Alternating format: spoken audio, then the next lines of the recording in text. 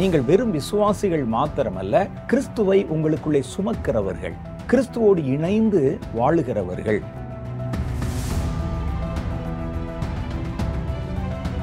பரிசுத்த ஆவி இல்லாமலே ஒருவன் விசுவாசியா இருக்க முடியும். பரிசுத்த ஆவி இல்லாமலே ஒரு சீஷன் போல கூட வாழ முடியும். ஆனால் பரிசுத்த ஆவியானவர் வரும்போதுதான் நீங்கள் இயேசுவோடு இணைக்கப்பட்ட ஒரு வாழ்க்கை வாழுகிறீர்கள்.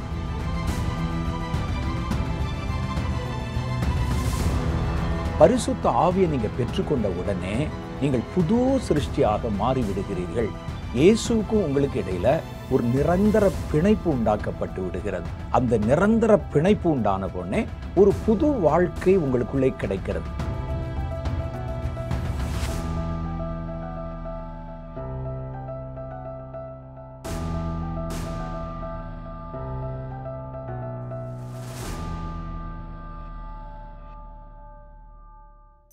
ஆண்டவராகிய இயேசு கிறிஸ்துவின் நாமத்தில் உங்கள் யாவருக்கும் என் அன்பின் நல்வாழ்த்துக்கள்.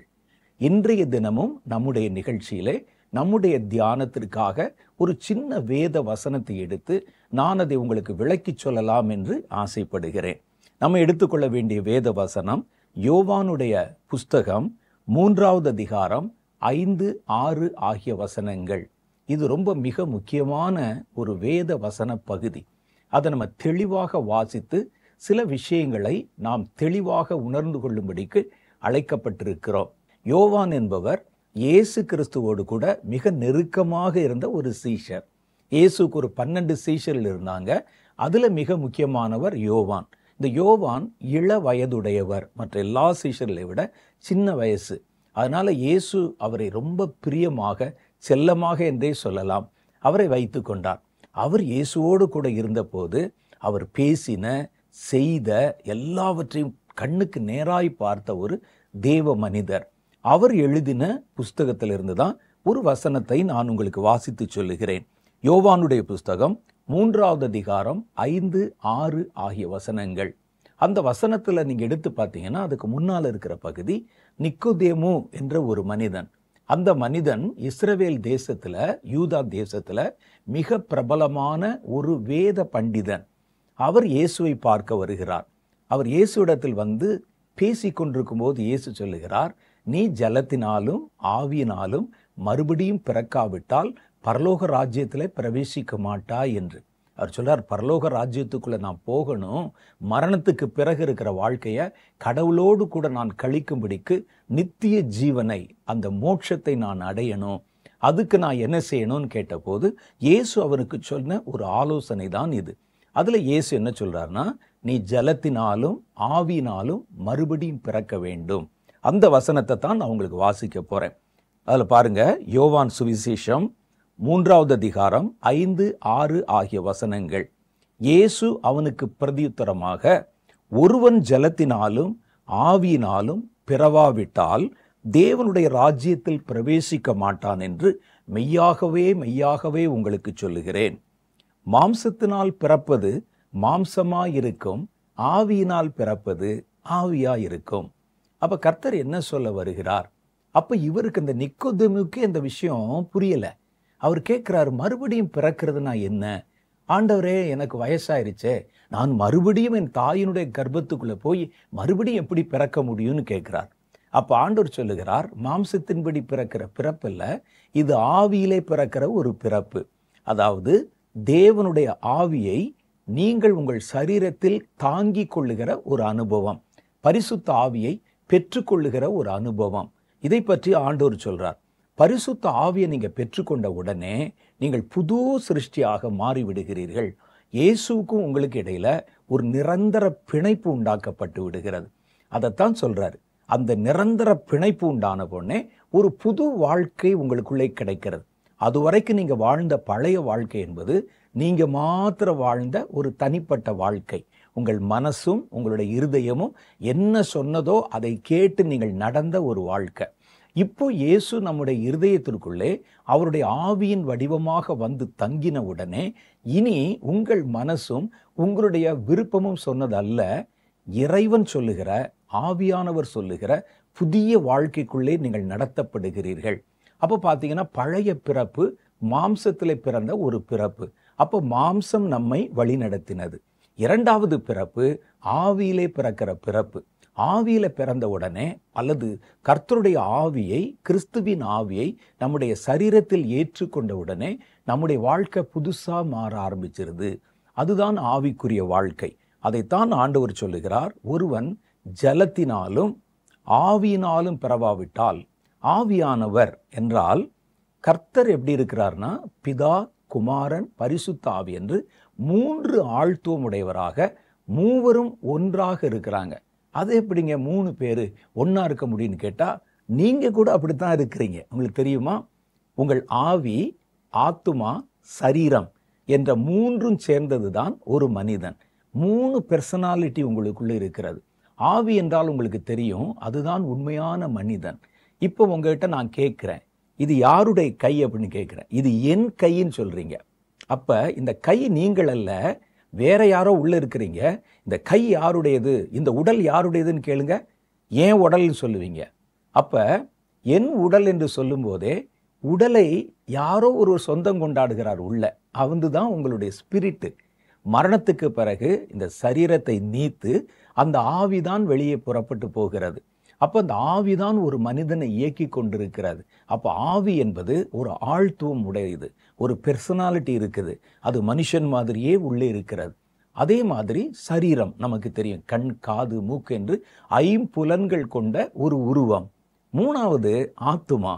ஆத்துமானா யாருன்னு கேட்டா, ஆவி மாதிரியே இருக்கிற இன்னொரு ஒரு அம்சம். இது நம்முடைய இருதயம், சிந்தனை, நினைவுகள், ஆற்றல்கள் போன்ற எல்லாவற்றையும் இயக்கக்கூடியது. நம்முடைய வாழ்க்கைக்குண்டான காரியங்களில் மாத்திரம் நம்முடைய சரீரத்தை இயக்குவதற்கு பேரு ஆவி. ஆனால் ஆத்துமா என்பது யார் அப்படின்னு கேட்டா, நம்முடைய சரீரத்தை இயக்குகிற ஆவியோடு கூட அதை சிந்தனையோடு இயக்க வைக்கிறது. நீங்க பாருங்க, இன்னைக்கு ஆடு, மாடு, மிருகங்களை பார்க்குறீங்க. அதுக்கு ஒரு உயிர் இருக்குது, அதுக்கு ஒரு ஸ்பிரிட், அதுக்கு ஒரு உயிர் இருக்குது. ஆனால் அந்த உயிர் பார்த்தீங்கன்னா அதை ஒரே அளவில் தான் அப்படியே வச்சிருக்கிறது. நீங்கள் 2000 வருஷத்துக்கு முன்னால மாட்டை பார்த்தாலும் இப்படித்தான் இருந்திருக்கும். 2000 வருஷத்துக்கு முன்னால யானையை பார்த்தாலும் இப்படித்தான் இருக்கும். புலியை பார்த்தாலும் இப்படி இருக்கும். அது தங்களுடைய வாழ்க்கையை மேம்படுத்தி கொள்ள எந்த காரியமும் அது செய்வதில்லை. ஆனால் மனிதன் மாத்திரம் பார்த்தீங்கன்னா காலங்கள் தோறும் மாறிக்கொண்டே வருகிறான். அவருடைய சிந்தனையில வீடுகள், வாசல்கள், அப்புறம் நம்ம பயன்படுத்தக்கூடிய வாகனங்கள், சாலை வசதிகள், விஞ்ஞானம், மருத்துவம் என்று ரொம்ப தீவிரமாக அவன் வளர்ந்து கொண்டே வருகிறத பார்க்குறோம். இதெல்லாம் யார் செய்தது தெரியுமா உங்களுக்கு? ஒரு மனிதன் வெறுமனே மாத்திரம் வாழ்வதில்லை, ஒரு சிந்தனையோடு அவன் வாழ்கிறான், ஒரு செயல் திறனோடு அவன் வாழ்கிறான். அதை உருவாக்குவதற்கு பேர் தான் ஆத்துமா. ஆத்துமா கலங்கிருச்சுன்னா அவன் ஒரு பைத்தியம் பிடிச்சவன் மாதிரி ஆயிடுவான். அவனுடைய சிந்தனைகள் முழுசும் பாருங்க, அடுத்து இதை எப்படி செய்யலாம், இதை எப்படி மாற்றலாம் அப்படின்னு யோசித்ததுனால தான் ஒரு காலத்தில் உடையில்லாமல் இருந்தவர்கள் உடையிலே மாறினாங்க. கல்லுகளை பயன்படுத்தி வேட்டையாடினவர்கள் மனிதர்களாக மாறினாங்க. அதற்கு பிறகு தங்களுடைய வசதிகளை பெருக்கி கொண்டாங்க. இப்பெல்லாம் நீங்கள் பார்த்தீங்கன்னா வருஷந்தோறும் மாறிக்கொண்டே இருக்கிறாங்க வாழ்க்கை முறை. இதெல்லாவற்றையும் லீட் பண்ணுறதுக்கு பேர் தான் ஆத்துமா. ஆவி என்பது சரீரத்தை பயன்படுத்துகிறது. நான் ஏற்கனவே சொன்ன மாதிரி மிருகங்களுக்கு ஒரு ஜீவன் இருக்குது. அந்த ஜீவன் அது வாழ போதுமானது, சிந்திக்க போதுமானதல்ல. அது ஒரே மாதிரி தான் யோசிக்கும், ஒரே மாதிரி தான் செய்யும், ஒரே மாதிரி தான் அவருடைய வாழ்க்கை முறை இருக்கும். இந்த 3 ஆழ்த்துவங்களும் கொண்டவன் தான் மனிதன். அதே மாதிரி கர்த்தரும் 3 ஆழ்த்துவம் கொண்டவராக இருக்கிறார். மனிதனுக்கும் கடவுளுக்கும் என்ன வித்தியாசம்னா, நீங்க ஒன்றை ஒன்று விட்டு உங்களை இயக்கி கொள்ள முடியாது. உங்க சரீரத்தை இயக்கணும்னா உங்க ஆவியும் வேணும், ஆத்மாவும் வேணும். 3 பேரும் ஒன்னா இருந்து தான் வேலை செய்ய முடியும். தனித்தனியா பிரிக்க முடியாது. ஆனால் கர்த்தர் நம்மை விட பெரியவர் இல்லையா? அவர் என்ன செய்ய முடியும்னு கேட்டா, தன்னுடைய 3 ஆழ்த்துவங்களையும் தனித்தனியாய் பிரித்து கிரியை செய்ய முடியும். அப்ப அவருடைய திரித்துவம், இதைத்தான் 3 ஆழ்த்துவம் கொண்ட ஒரே ஆளா இருப்பதுக்கு பேரு திரித்துவம் என்று நம்ம சொல்லுவாங்க. அந்த அவருடைய திரித்துவம் என்னன்னா, பிதா, குமாரன், பரிசுத்த ஆவி. இது நம்ம விளங்கி கொள்வதற்காக அப்பா, மகன், ஆவி என்ற 3ஆக நமக்கு காமிக்கிறாங்க. அவர்கள் 3 பேரும் 3 ஆழ்த்துவம் உள்ளவர்கள். ஒவ்வொருவரும் ஒவ்வொரு வேலையை செய்கிறாங்க. உங்களுக்குள்ள இருக்கிற 3 ஆழ்த்துவமும் சரீரம் ஒரு வேலையை செய்யும், ஆவி ஒரு வேலையை செய்யும், ஆத்துமா ஒரு வேலையை செய்யும். அதே மாதிரி இவர்கள் 3 பேரும் 3 வேலையை செய்வாங்க. அதுல ஒருவர் பேர் தான் ஆவியானவர். அவர் பேர் பரிசுத்த ஆவியானவர். நீங்க ஒருவேளை பேசும்போது ஆவி வந்துச்சு, பரிசுத்த ஆவி வந்துச்சு அப்படின்னு சொல்லக்கூடாது. அவர் ஒரு ஆழ்த்துவம் உள்ளவர். ஒரு ஆளை குறிப்பிடும்போது நீங்க எப்படி குறிப்பிடுங்களோ அதே மாதிரி ஆவியானவர் வந்தார். மற்ற பிசாசின் ஆவியை சொல்லும்போது ஒரு ஆவி பிடித்தது, ஒரு ஆவி வந்துச்சு அப்படி சொல்லலாம். ஆனா பரிசுத்த ஆவியானவரை பற்றி சொல்லும்போது ஒரு மனிதனை குறிப்பது போல, ஒரு ஆழ்த்துவம் உள்ளவரை குறிப்பதை போல ஆவியானவர் வந்தார், நின்றார், பேசினார், சொன்னார், நடத்தினார் என்றுதான் பேசணும். ஆவி வந்துச்சு, ஆவி போச்சு, ஆவி அபிஷேகம் இறங்குச்சு அப்படி சொல்லக்கூடாது. அதை நம்ம எல்லாம் ஒவ்வொரு சின்ன சின்ன காரியங்களும் நான் உங்களுக்கு இடையிடையில சொல்லித் தருவேன். இயேசு என்ன சொன்னார்னா, இந்த ஆவியானவர் அவருடைய திரித்துவத்தில் ஒருவரானவர் நமக்குள்ளே வந்து தன்னை இணைத்துக் கொள்ளுகிறார் நம்முடைய வாழ்க்கையில. இதுக்கு பேரு பரிசுத்த ஆவியின் அபிஷேகம் என்று சொல்லுகிறார்கள்.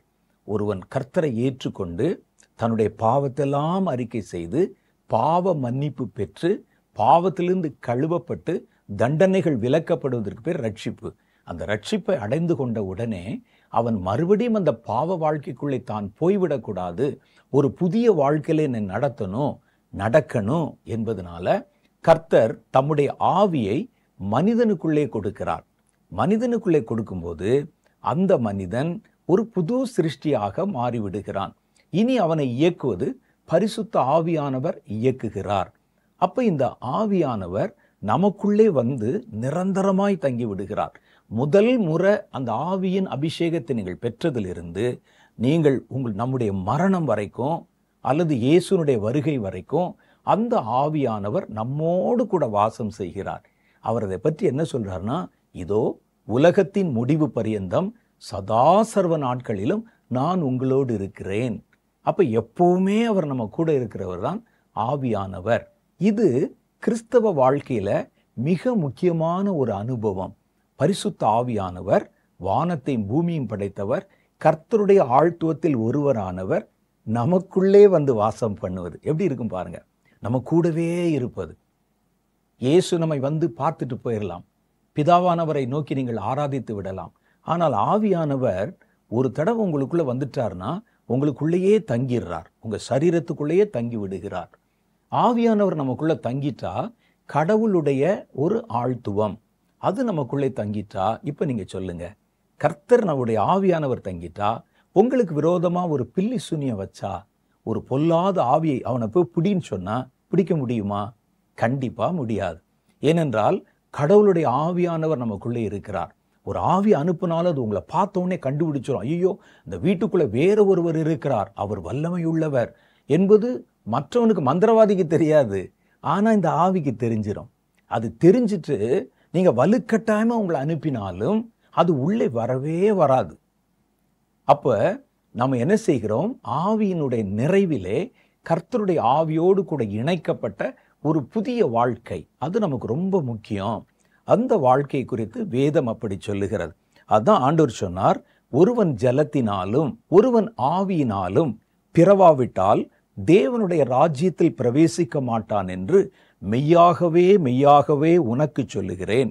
மாம்சத்திலே பிறந்தது மாம்சமாயிருக்கும், ஆவியினால் பிறக்கப் போவது ஆவியாயிருக்கும். அப்போ உங்களுடைய ஆவிக்குரிய வாழ்க்கை, உங்க வாழ்க்கை ஒரு ஆவிக்குரிய வாழ்க்கையாக மாற்றப்பட்டு விடுகிறது.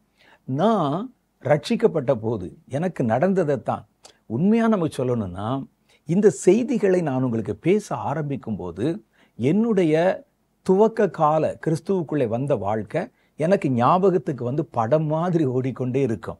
நான் இப்படி தான் உங்க மாதிரி தான் இயேசுவை அறியாத ஒரு வாழ்க்கை வாழ்ந்து இயேசு அறிந்து உள்ளே வந்தபோது எனக்கு என்னென்னலாம் பிரச்சனைகள் உண்டாச்சு, எனக்கு என்னென்னலாம் சந்தேகம் வந்தது, என்னை எப்படியெல்லாம் வந்து வழி நடத்தினார்கள் அப்படிங்கிறதெல்லாம் எனக்கு ஞாபகத்துக்கு வரும். நான் இதே மாதிரி தான் பாருங்க, நான் ஏற்கனவே அடிக்கடி சொல்லியிருக்கிறேன், நாங்கள் 4 தலைமுறையாக கிறிஸ்தவர்கள். என்னுடைய தகப்பனார் கிறிஸ்தவர், அவருடைய தகப்பனார் கிறிஸ்தவர், அவருடைய தகப்பனார் கிறிஸ்தவர். இவங்கெல்லாம் அந்த கிறிஸ்தவ பரம்பரையில் வந்தாலும் நான் என்னுடைய வாழ்க்கையில் கிறிஸ்துவுக்கு தூரமான ஒரு வாழ்க்கைக்கு நான் கடந்து போய்விட்டேன். 12 வயதிலே என் தாயார் மரித்த போது என்னுடைய குடும்பத்தின் கட்டமைப்பு மாறிவிட்டது. அது வரைக்கும் குடும்பமாக ஒன்றாக இருந்தவர்கள் தனித்தனியாக பிரிக்கப்பட்டது போல பிரிக்கப்பட்டுட்டோம். நான் என்னுடைய பள்ளி படிப்பு வாழ்க்கை வரைக்கும் நான் எந்த ஒரு சின்ன தவறு கூட செய்யாம ரொம்ப நேர்மையான ஒரு வாழ்க்கை வாழ்ந்து கொண்டு வந்தேன். சில சமயம் நான் என்னுடைய நிகழ்ச்சியிலே என்னுடைய வாழ்க்கையில நான் சில பாவத்துல போய் விழுந்தேன், சுபாவத்தை கொண்டிருந்தேன் என்று பேசும்போது என் கூட ஸ்கூல்ல படிச்சவங்க அந்த நிகழ்ச்சிகளை பார்த்துட்டு சொல்லுவாங்க, நீ எப்படா இதெல்லாம் செஞ்ச, உனக்கு இதுக்கு என்ன சம்பந்தம் என்று கேட்பாங்க. ஏனென்றால் நான் பள்ளியிலே படித்த காலத்துல யார்கிட்டையும் பேச மாட்டேன், யார்கிட்டையும் அதிகமா சேர மாட்டேன், நான் உண்டு என்னுடைய வேலை உண்டு என்று இருப்பேன். ஆனா பள்ளி முடிந்து கல்லூரிக்கு போன நேரத்துல அந்த டீனேஜ் வருது பாருங்க, அந்த நேரத்துல 17 வயசு 18 வயசுல பாவ வாழ்க்கைக்குள்ளே குடிக்க, புகைப்பிடிக்க, அப்புறம் லாகிரி வஸ்துக்களை பயன்படுத்த துவங்கி விட்டேன். அதுக்கு பிறகு ஒரு சந்தர்ப்பத்துல ஒரு கூட்டத்துல நான் இயேசுவை அறிந்து கொண்டேன். இயேசுவை அறிந்து கொண்டு இயேசுதான் மெய்யான தெய்வம் என்று நான் விளங்கி கொண்ட பிறகு அடுத்து எப்படி என்னுடைய வாழ்க்கையை நடத்தணும் எனக்கு தெரியல. ஏன் அப்படின்னு கேட்டா, என்னுடைய நாட்கள்ல நான் ரட்சிக்கப்பட்ட புதுசுல இது மாதிரி இத்தனை வசதிகள் இல்லை, இவ்வளவு சபைகள் இல்லை, இவ்வளவு ஊழியக்காரர்கள் இல்லை. ஒரு கர்த்தருடைய வசனத்தை கேட்பதற்கு இன்னைக்கு நமக்கு எத்தனை ஏதுக்கள் இருக்கு. போன்ல கேட்கிறோம், டிவியில கேட்கிறோம், எத்தனையோ முறைகள்ல இந்த வார்த்தைகளை கேட்க முடிகிறது. அப்பெல்லாம் அந்த மாதிரி எந்த வசதியும் இல்லை. நான் சொல்லுவது 1979, 80 ஆகிய காலகட்டங்கள்ல, அந்த நாட்களில் தான் நான் ரட்சிக்கப்பட்டேன். எனக்கு ஒன்றுமே புலப்படவில்லை. அப்போ புஸ்தகங்களும் ரொம்ப குறைவு, சிடி வீடியோ இதெல்லாம் ஒன்றுமே கிடையாத ஒரு காலகட்டம், ஃபோன் கூட பயன்பாட்டுக்கு வராத ஒரு காலகட்டம். அப்போ எனக்கு நிறைய சந்தேகம் இருக்கும். ஒரு புது வாழ்க்கைக்குள்ளே வந்துட்டோம், பழைய வாழ்க்கையை விட்டுட்டோம், இனி இந்த புது வாழ்க்கையில் நிலைக்கணும்னா நம்ம அடுத்து என்னென்ன செய்யணும் என்று. அப்போ நான் ரட்சிக்கப்பட்டு விட்டேன், அது எனக்கு தெளிவாக தெரியும். பாவத்தை அறிக்கை செய்து விட்டேன், அது எனக்கு தெரியும். இயேசு என் பாவத்தை சுத்தமாய் கழுவி விட்டார், அதுவும் எனக்கு தெரியும். அடுத்து என்ன செய்யணும், இவ்வளவுதானா அப்படின்னு நான் நினைச்ச போது சில புத்தகங்களை வாசிக்க நேரிட்ட போது அபிஷேகத்தை குறித்த காரியத்தை சிலர் எழுதியிருந்தாங்க. பரிசுத்த ஆவியின் அபிஷேகத்தை பெறுவது எதற்கு முக்கியம் அப்படின்னு சொல்லி. எங்களுடைய துவக்க கால அந்த ஊழியத்துல, துவக்க கால கிறிஸ்தவ வாழ்க்கையில நிறைய புத்தகங்கள் எங்களை வழி நடத்தியது. நான் வாசித்த ஒரு புஸ்தகத்துல அபிஷேகத்தை குறித்த செய்தி சொல்லப்பட்டிருந்த போது அந்த புத்தகத்தை வாசிச்சுட்டு இந்த அனாயிண்டிங் நம்ம எப்படி பெற்றுக்கொள்வது என்று ஆண்டவரிடத்திலே நான் ஜெபித்து கொண்டிருந்தேன். எனக்கு அந்த சந்தேகத்தை நிவர்த்தி செய்ய ஆட்கள் இல்லை. அப்ப ஒரு குறிப்பிட்ட ஒரு சபை, அந்த சபைக்கும் அபிஷேகத்துக்கு ரொம்ப தூரம், எனக்கு அது தெரியாது. நான் அங்க போய் எனக்கு அப்ப பார்த்தா ரொம்ப நாளைக்கு பிறகு கிறிஸ்தவ வாழ்க்கைக்குள்ளே நான் உள்ளே வந்ததுனால எல்லார பார்த்தாலும் பரிசுத்தமான மாதிரி தெரியும். எல்லாரும் பரலோகத்திலிருந்து இறங்கி வந்து நடமாடுகிற தேவதூதர்களை போல தெரியும் கிறிஸ்தவங்க யாரை பார்த்தாலும். அப்போ நான் போய் ஒரு சபை போதகர் இடத்துல கேட்டேன். அப்போ எங்கள் ஊரில் ராமநாதபுரத்தில் நிறைய சபைகள் கிடையாது. 2 பெரிய சபைகள் இருக்கும், ஒரே ஒரு பெந்தகோஸ்தே சபை இருக்கும். பெந்தகோஸ்தே சபைகள் பக்கம் போகவே பயம் அந்த நேரத்தில். அதனால் நான் ஒரு ஸ்தாபன சபையில் இருக்கிற ஒரு போதகர் இடத்துல போய் நான் என் சந்தேகத்தை கேட்டேன். அவர் என்ன சொன்னார் அப்படின்னு சொன்னா, நீ இயேசுவை விசுவாசிச்சிட்டியா தம்பின்னு கேட்டார். ஆமா. இயேசுதான் தெய்வம் என்று ஏற்றுக்கொண்டு விட்டாயா? ஆமாம் அப்படின்னு சொல்லி. அப்ப கர்த்தருடைய ஆவியானவர் உனக்குள்ள இருக்கிறார்னு அர்த்தம். அந்த புதுசா ஒரு அனுபவம், தனியா ஒரு அனுபவம் சொல்றாங்களே, அதெல்லாம் இல்லை. ஏனென்றால் கர்த்தருடைய ஆவி இல்லாமல் ஒருவனும் இயேசுவை கிறிஸ்து என்று சொல்ல முடியாதே அப்படின்னு எழுதியிருக்கு. அதனால நீ இயேசுவை கிறிஸ்துன்னு நம்புறீல்ல? ஆமா ஐயா. இயேசுதான உண்மையான தெய்வம்னு நீ நம்பிட்டீல? ஆமா ஐயா. அப்ப நான் வேற ஒரு அனுபவம் இல்லை, ஆவியானவர் ஆல்ரெடி உனக்குள்ள தான் இருக்கிறாருன்னு. நான் கிட்டத்தட்ட ஒரு 6 மாசம் இதை நம்பினேன். அப்படிதான் போல இருக்குது அப்படின்னு நம்பினேன். நம்பி நம்ம தான் இயேசுவை நம்பிவிட்டோம், இந்த பழைய வாழ்க்கையிலிருந்து மனம் திரும்பி விட்டோம், இப்போ குடிக்கிறது இல்லை, புகைக்கிறது இல்லை, இயேசு எல்லாவற்றிலிருந்து விடுதலை ஆக்கி விட்டார். பைபிள் படிக்கிறேன், சபைகளுக்கு போகிறேன், எங்கேயாவது கூட்டம் நடத்தப்பட்டால் போகிறேன். இயேசுவின் மேலே எனக்கு ஒரு பக்தி வைராக்கியம் இருக்குது. இயேசுதான் உண்மையான கடவுள் என்கிறதுல ஒரு நம்பிக்கை வந்து விட்டது. ஐயா சொல்லிட்டாங்க, அந்த வேற ஒரு அனுபவம் தேவையில்லை, இதெல்லாம் ஆவியானவர் இருந்தால் தான் உனக்குள்ள வரும்னு சொல்லிட்டாங்க. அதனால இந்த அபிஷேகம் என்ற வேறு ஒரு அனுபவம் நமக்கு தேவையில்லை என்று நான் நினைத்து கொண்டிருந்த போது, அப்போ எங்களுக்கு முந்தின மூத்த தலைமுறையை சேர்ந்த தேவ மனிதர் ஆர் ஸ்டான்லி என்பவர்கள் எழுதின பரிசுத்த ஆவியை குறித்த ஒரு புஸ்தகம் என் கைக்கு கிடைச்சது. அந்த புஸ்தகத்தை நான் படித்து பார்த்தபோது நம்ம இயேசுவை தெய்வம் என்று சொல்லுவது வேறு, பரிசுத்த ஆவியின் அபிஷேகத்தை பெறுகிற அனுபவம் என்பது வேற என்பதை தெளிவாக நான் புரிந்து கொண்டேன். பல முறை அந்த புத்தகத்தை படித்து பார்த்தேன். அப்போ எனக்கு என்ன தோன்றுச்சுன்னு சொன்னால், ஆவியினுடைய அபிஷேகத்தை பெறுவது என்பது ஆவியானவர் நமக்குள் வருவது. அந்த அபிஷேகத்தை பெறாமலே ஒருவர் கர்த்தரை பற்றி பேச முடியும், கர்த்தரை பற்றி பாட முடியும், கர்த்தருக்கு ஊழியம் கூட செய்ய முடியும் என்பதை நான் விளங்கி கொண்டேன். அப்போ ஒருவர் விசுவாசி ஆகிவிட்டால், இயேசுவை விசுவாசித்து விட்டார் என்பதற்காக அவர் பரிசுத்த ஆவியை பெற்றுவிட்டார் என்று சொல்லுவது ஒரு தவறான ஒரு அணுகுமுறை, தவறான ஒரு புரிந்து கொள்ளுதல் என்பதை நான் விளங்கி கொண்டேன். இதை வேத வசனம் மூலம் உங்களுக்கு சொல்லணும் அப்படின்னு சொன்னால், வேதத்தில் ஒரு காரியம் நமக்கு சொல்லப்பட்டிருக்கிறது. அது என்ன சொல்றதுன்னா, அப்போஸ்தலர் நடபடிகள் 19வது அதிகாரம் 1 சில வசனங்கள். அப்போஸ்தலர் நடபடிகள் 19வது அதிகாரம் 1 சில வசனங்கள். அப்பல்லோ என்பவன் கொரிந்து பட்டணத்திலே இருக்கையிலே பவுல் மேடான தேசங்கள் வழியாக போய் எபேசுக்கு வந்தான். அங்கே சில சீஷரை கண்டு. யாரை கண்டு? சீஷர்னா யாரு? இயேசுவை முழுவதுமாக ஏற்றுக்கொண்டு முற்றிலும் தங்கள் வாழ்க்கை அவர் கையில் ஒப்பு கொடுத்து தன்னைத்தான் வெறுத்து தன் சிலுவை எடுத்துக்கொண்டு என்னை பின்பற்றி வராதவன் எனக்கு சீஷனாயிருக்க மாட்டார்னு சொன்னாரே, அந்த மாதிரி அனுபவத்துக்குள்ள வந்து அவரை உத்தமமாய் பின்பற்றி கொண்டிருக்கிறவர்கள், அவர்கள் விசுவாசியா மாறிட்டாங்க, சீஷர்களாக இருக்கிறாங்க. வாழ்க்கை முழுசும் ஒப்பு கொடுத்து இயேசுதாங்க அவருடைய, அப்படி சிஷ்ய பிள்ளைன்னு சொல்லுவாங்களா, அது மாதிரி மாறிட்டாங்க. அவர்களை பார்த்து பவுல் ஒரு கேள்வி கேட்கிறார். நீங்கள் விசுவாசிகள் ஆனபோது, பாவ வாழ்க்கையிலிருந்து மாறி இயேசுதான் உண்மையான கடவுள் என்று நம்ப ஆரம்பித்த போது, விசுவாசிகள் ஆனபோது பரிசுத்த ஆவியை பெற்றீர்களா என்று கேட்டான். பார்த்தீங்களா, நான் இப்போ எந்த அளவு வரைக்கும் வந்திருக்கிறேன் அப்படின்னு சொன்னால், அந்த நேரத்தில் இயேசுவை விசுவாசித்த ஒரு அனுபவத்துக்குள்ளே வந்திருக்கிறேன். இயேசு உண்மையான கடவுள், இயேசுதான் நம்முடைய இரட்சகர், என்னை விடுவித்தது இயேசுதான் என்ற ஒரு நம்பிக்கைக்குள்ளே வந்திருக்கிறேன். ஆனால் இன்னும் ஒரு அனுபவத்தை, ஆவியை பெறுகிற ஒரு அனுபவத்தை நான் பெறவில்லை. இதே ஒரு சூழ்நிலையில தான் இந்த சீஷர்கள் அங்கே இருந்தாங்க. அவர்கள் விசுவாசி என்கிற நிலையும் தாண்டி இயேசு சொன்ன காரியத்தை முழுவதும் கடைபிடித்து அவர் பின்னால் பின்பற்றி போகிற சீஷர் என்கிற ஸ்தானம் வரைக்கும் வந்துட்டாங்க. அவங்கள பார்த்து பவுல் ஒரு கேள்வி கேட்டாரு. நீங்கள் விசுவாசிகள் ஆனபோது பரிசுத்த ஆவியை பெற்றீர்களா என்று கேட்டான்.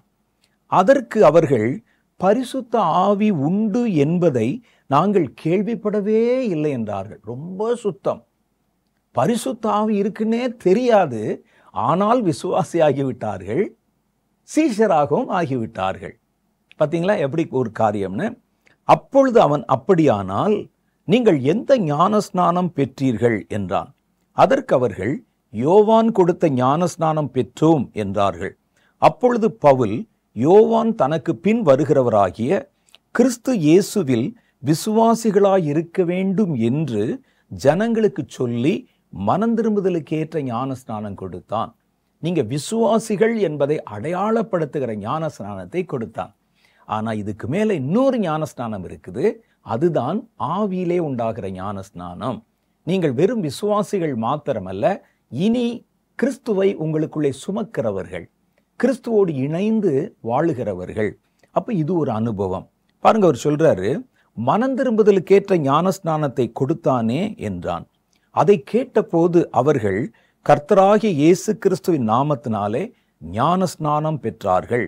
அல்லாமலும் பவுல் அவர்கள் மேல் கைகளை வைத்தபோது பரிசுத்த ஆவி அவர்கள் மேல் வந்தார். பார்த்தீங்களா, பரிசுத்த ஆவி வந்ததுன்னு போடல, பரிசுத்த ஆவி அவர்கள் மேல் வந்தார். அப்பொழுது அவர்கள் அந்நிய பாஷை பேசி தீர்க்க தரிசனம் சொன்னார்கள். அந்த மனுஷர் எல்லோரும் ஏறக்குறைய 12 பேராக இருந்தார்கள். ஒரு 12 பேரை பார்க்கிறார் எபேசு பட்டணத்தில் பவுல். அவங்க சீஷரா மாறிட்டாங்க, இயேசுதான் தெய்வம் என்று ஏற்றுக்கொண்டு விட்டார்கள், விசுவாசிக்க துவங்கிட்டாங்க. அப்பதான் அவர் இடத்துல கேட்கிறார், பரிசுத்த ஆவியை பெற்றுட்டீங்களாப்பா? அப்போ சொல்லுகிறார், இல்ல, பரிசுத்த ஆவி என்று ஒன்று உண்டு என்பதையே நாங்கள் கேள்விப்படவில்லை என்றார்கள். அப்ப பரிசுத்த ஆவி இல்லாமலே ஒருவர் விசுவாசியா இருக்க முடியும், பரிசுத்த ஆவி இல்லாமலே ஒரு சீஷன் போல கூட வாழ முடியும். ஆனால் பரிசுத்த ஆவியானவர் வரும்போதுதான் நீங்கள் இயேசுவோடு இணைக்கப்பட்ட ஒரு வாழ்க்கை வாழுகிறீர்கள். அதுதான் நம்மை நித்திய ஜீவனுக்குள்ளே கொண்டு போகிறது. கடவுளுடைய ஆவியை ஒரு மனுஷன் பெற முடியுமா அப்படின்னு ஒரு கேள்வி வரும். ஏன்னா மனுஷனுடைய ஆவியை சுமக்கிற அளவுக்கு தானே ஐயா நம்முடைய சரீரம் இருக்கும். கடவுளுடைய ஆவியை நம்ம சுமக்கிற அளவுக்கு நம்ம கடவுளுடைய ஆவியை பெற முடியுமா என்று ஒரு சந்தேகம் வரும். வேதம் அதற்கு சில வசனங்கள் சொல்லுகிறது. யோவான் சுவிசேஷம் 7வது அதிகாரம் 38, 39 ஆகிய வசனங்கள். வேத வாக்கியம் சொல்லுகிறபடி என்னிடத்தில் விசுவாசமாய் இருக்கிறவன் எவனோ அவன் உள்ளத்திலிருந்து ஜீவ தண்ணீர் உள்ள நதிகள் புறப்பட்டு ஓடும் என்றார். தம்மை விசுவாசிக்கிறவர்கள் அடைய போகிற, அப்ப விசுவாசிக்கிறவர்கள் வேற, இனி அவர்கள் பெறப்போகிற ஆவியை குறித்து இப்படி சொன்னார். இயேசு இன்னும் மகிமைப்படாத இருந்தபடியினால் பரிசுத்த ஆவி இன்னும் அருளப்படவில்லை. அப்ப இயேசுவே சொல்லியிருக்கிறாரு, நீங்கள் ஒரு அனுபவத்துக்குள்ளே வரணும். நீங்கள் ரட்சிக்கப்பட்டுட்டீங்க, விசுவாசிக்க ஆரம்பிச்சிட்டீங்க, பழைய வாழ்க்கையிலேருந்து புது வாழ்க்கைக்கு வந்துட்டீங்க, பழைய வாழ்க்கை கழுவப்பட்டு பாவங்கள் மன்னிக்கப்பட்டு விட்டது. அடுத்த ஒரு அனுபவம் இருக்கிறது. இந்த அனுபவம் பரிசுத்த ஆவியை உங்கள் சரீரத்தில், உங்கள் உள்ளத்திலே ஏற்றுக்கொள்வது, அந்த ஆவியானவரோடு கூட இணைக்கப்படுவது, ஆவியானவரோடு கூட இணைந்து ஒரு புதிய வாழ்க்கை வாழ்வது, அதை பற்றி தான் சொன்னார். அப்ப கர்த்தர், நீங்கள் இந்த அபிஷேகத்தை பெற வேண்டும், பரிசுத்த ஆவியை உங்கள் சரீரத்திலே பெற்றுக்கொள்ள வேண்டும் என்பதை தீர்மானமாக நமக்கு கற்பித்து சொல்லி இருக்கிறார். அப்ப யாராவது இதெல்லாம் நமக்கு தேவையில்லை, நீ தான் விசுவாசி, நான் 6 மாசத்தை இழந்துட்டேன், 6 மாசம் நான் தேடவில்லை, எனக்குள்ளே ஒரு சாட்டிஸ்ஃபேக்ஷன் வந்துருச்சு. நம்ம ஒரு காலத்துல குடிச்சோம், பழைய நண்பர்களோடு இருந்தோம், வெறித்தோம், லாகிரி வஸ்துக்களை பயன்படுத்தினோம், சர்ச்சுக்கே வர்றதில்லை, கடவுளை ஏளனமாய் பேசினோம், கடவுள் என்றால் யாரு அப்படிலாம் ஒருத்தர் இல்லை அப்படின்னு சொல்லி அந்த கொள்கைகள்னால ஈர்க்கப்பட்டு பேசி கொண்டிருந்தோம். இப்போ எல்லாம் டோட்டலாக மாறிடுச்சு. இப்போ இயேசுவை விசுவாசிக்கிறோம். அவங்க தான் சொல்கிறாங்களே, விசுவாசித்தாலே அந்த கர்த்தரோடு கூட நீங்கள் இணைக்கப்பட்டு விட்டீர்கள்னு அப்படின்னு நினச்சிக்கிட்டு இருந்தேன். அதுக்கு பிறகு இந்த புஸ்தகங்களையும் வேத வசனங்களையும் வாசித்து பார்க்கும் பொழுது அது மிக துல்லியமாக சொல்லுகிறது. இது ஒரு புது அனுபவம். இன்னைக்கு நீங்கள் ஒருவேளை புதிதாக இயேசுவை ஏற்றுக்கொண்டு இது வரைக்கும் இயேசுவை அறியாமல் இருந்து இயேசுவை விசுவாசிக்க ஆரம்பித்து விட்டால் நீங்கள் அடுத்த ஒரு அனுபவத்துக்குள்ளே வரணும். அது பரிசுத்த ஆவியை பெறுகிற அனுபவம். பரிசுத்த ஆவியை பெறும்போது நீங்கள் பரிசுத்த ஆவியை பெற்ற நிமிஷத்திலிருந்து உங்கள் வாழ்க்கையின் கடைசி வரைக்கும், அல்லது மரணத்துக்கு முந்தி இயேசுவின் வருகை வந்துவிட்டால் அது வரைக்கும் உங்களோட கூட கர்த்தருடைய ஆவியானவர் தன்னை இணைத்து கொண்டு உங்களை ஒரு புது பாதையிலே நடத்த ஆரம்பிக்கிறார் தான் வேதம் சொல்லுது. ரோமருடைய புஸ்தகம் 8வது அதிகாரம் 11வது வசனத்தை வாசிச்சு பார்த்தீங்கன்னா, அன்றியும் இயேசுவை மரித்தோரிலிருந்து எழுப்பினவருடைய ஆவி உங்களில் வாசமாயிருந்தால், கிறிஸ்துவை மரித்தோரிலிருந்து எழுப்பினவர் உங்களில் வாசமாயிருக்கிற தம்முடைய ஆவியினாலே சாவுக்கேதுவான உங்கள் சரீரங்களை உயிர்ப்பிப்பார் என்று கர்த்தருடைய வேதம் சொல்லுது. அப்ப நம்ம இப்படிப்பட்ட அனுபவங்களுக்குள்ளே கடந்து போகத்தான் நம்ம அழைக்கப்பட்டிருக்கிறோம். கர்த்தருடைய ஆவியானவர் மனிதர்களுக்குள்ளே வரணும், அவங்களுக்குள்ள வாசமா இருக்கணும். அப்ப வேதம் அதை சொல்லுகிறது பாருங்கள். 3 முக்கியமான படிகளை சொல்லுகிறது. எபேசியர்களுக்கு நிருபம் 1வது அதிகாரம் 13வது வசனம், நீங்களும் உங்கள் ரட்சிப்பின் சுவிசேஷமாகிய சத்திய வசனத்தை கேட்டு விசுவாசிகள் ஆனபோது வாக்குத்தத்தம் பண்ணப்பட்ட பரிசுத்த ஆவியினால் அவரோடு முத்திரை போடப்பட்டீர்கள். ஒரு சீல் போட்டாங்க, இவன் என்னுடையவன், இவன் என்னால மீட்கப்பட்டவன் என்று ஒரு அடையாளம். ஒரு கம்பெனிக்கு நீங்க வேலைக்கு போனீங்கன்னா, இவர் எங்க கம்பெனியை சேர்ந்தவர், இந்த கம்பெனியில் அவர் இருக்கிறார் என்று உங்களுக்கு ஒரு ஐடி கார்டு, ஒரு அடையாள அட்டை கொடுப்பாங்க. சில பெரிய கம்பெனியெல்லாம் பார்த்தீங்கன்னா நீங்கள் அது உள்ளே போகும்போது எப்பொழுதும் அதை ஒரு டேக்கில் போட்டு அணிந்து கொண்டு தான் உள்ளே போகணும். அதை காட்டினா தான் கதவு திறக்கும். அதே மாதிரி தான் நீங்கள் கர்த்தருடையவர்கள் ஆன போது உங்கள் மேலே ஒரு முத்திரை போட்டாங்க. அந்த முத்திரை நீங்கள் கர்த்தருடையவர்கள் என்று உங்களை அடையாளப்படுத்துகிறது. இந்த முத்திரை நீங்கள் காண்பிக்கும் போது பரலோகம் உங்களுக்கு கதவை திறக்கிறது. அப்போ முதல்ல பாருங்க, ஒரு சீல், ஒரு அடையாளம், இவன் கிறிஸ்துவனுடையவன். அந்த அடையாளத்துக்கு பேர் தான் பரிசுத்த ஆவி. இதை பெறுவதற்கு 3 நிலை சொல்லப்படுது. என்ன சொல்லப்படுது பாருங்க, ரட்சிப்பின் சுவிசேஷமாகிய சத்திய வசனத்தை கேட்டு. அப்ப சுவிசேஷத்தை கேட்டல், அல்லது வசனத்தை கேட்டல். இரண்டாவது பாருங்கள், விசுவாசிகள் ஆன போது கேட்டதை விசுவாசித்தல் அல்லது நம்புதல். மூன்றாவது, அது ரெண்டையும் செய்த போது பரிசுத்த ஆவியை பெறுதல், பரிசுத்த ஆவியினாலே முத்திரையிடப்படுதல். அப்ப இந்த 3 நிலையும் நீங்க கடந்து வரணும். சரி, இப்போ கர்த்தர் எதற்காக நம்மை தம்முடைய பரிசுத்த ஆவியிலே நிரப்புகிறார் என்று வேதம் சொல்லுது அப்படின்னு பார்த்தீங்கன்னா, நாம் அவருக்குள் முதல் காரியம், நீங்க அவருக்கு சாட்சியாக இருப்பதற்கு. சாட்சியா இருப்பதற்குனா, நான் ஆராதிக்கிற தேவன் எப்படி இருக்கிறாரோ அது மாதிரியே ஒரு வாழ்க்கை நான் வாழ்ந்து காமிக்கிறேன். நான் தான் என் சாட்சி. என் இயேசு பரிசுத்தர், என் வாழ்க்கை சாட்சி. என் இயேசு பொய் சொல்லாதவர், நான் பாருங்க என் வாழ்க்கையில் அதை கடைப்பிடிக்கிறேன் என்று இயேசுவை உங்கள் வாழ்க்கையில் பிரதிபலித்து இயேசுவுக்கு நீங்கள் சாட்சியாக உங்கள் வாழ்க்கையை மாற்றிக்கொள்வது. இது ரொம்ப கடினமானது, சாமானியமான விஷயம் அல்ல. இயேசு வாழ்ந்த மாதிரி யாரும் வாழ்ந்துட முடியாது. நம்ம ட்ரை பண்ணா 1 அடி ஏறினா 4 அடி சறுக்கும். அதற்கு உங்களை பலப்படுத்தி, உங்களை சறுக்காம, கால் சறுக்காம உங்களை சுமந்து கொண்டு பலப்படுத்தி கொண்டு போகத்தான் பரிசுத்த ஆவியானவர் உங்களுக்கு தேவைப்படுகிறார். அவர் சொல்றாரு, பரிசுத்த ஆவி உங்களிடத்தில் வரும்போது, அப்போஸ்தலருடைய புஸ்தகம் 1வது அதிகாரம் 8வது வசனத்தை வாசிக்கிறேன். அதில் அவர் சொல்றார், எதற்கு நான் உங்களுக்கு என் அபிஷேகத்தை தரணும்னா, பரிசுத்த ஆவி உங்களிடத்தில் வரும்போது நீங்கள் முதல்ல பலன் அடைந்து எருசலேமிலும் யூதேயாவிலும் சமாரியா முழுவதிலும் பூமியின் கடையாந்திரங்கள் வரைக்கும் எனக்கு சாட்சிகளாக இருப்பீங்க. அதுக்கு தான் பரிசுத்த ஆவியானவர். உங்க வாழ்க்கை சாட்சியா இருக்கணும். சிலருடைய வாழ்க்கை பார்த்தீங்கன்னா, சபையில் ஒரு மாதிரி இருக்கும், கிறிஸ்தவர்கள் நடுவில் ஒரு மாதிரி இருக்கும், வெளியே வேற மாதிரி இருக்கும். நீங்க எங்கிலும் சாட்சியாக நிற்கணும். உள்ளும் புறமும் இயேசுவை வாழ்க்கைக்கு நீங்க சாட்சியா இருக்கணும்.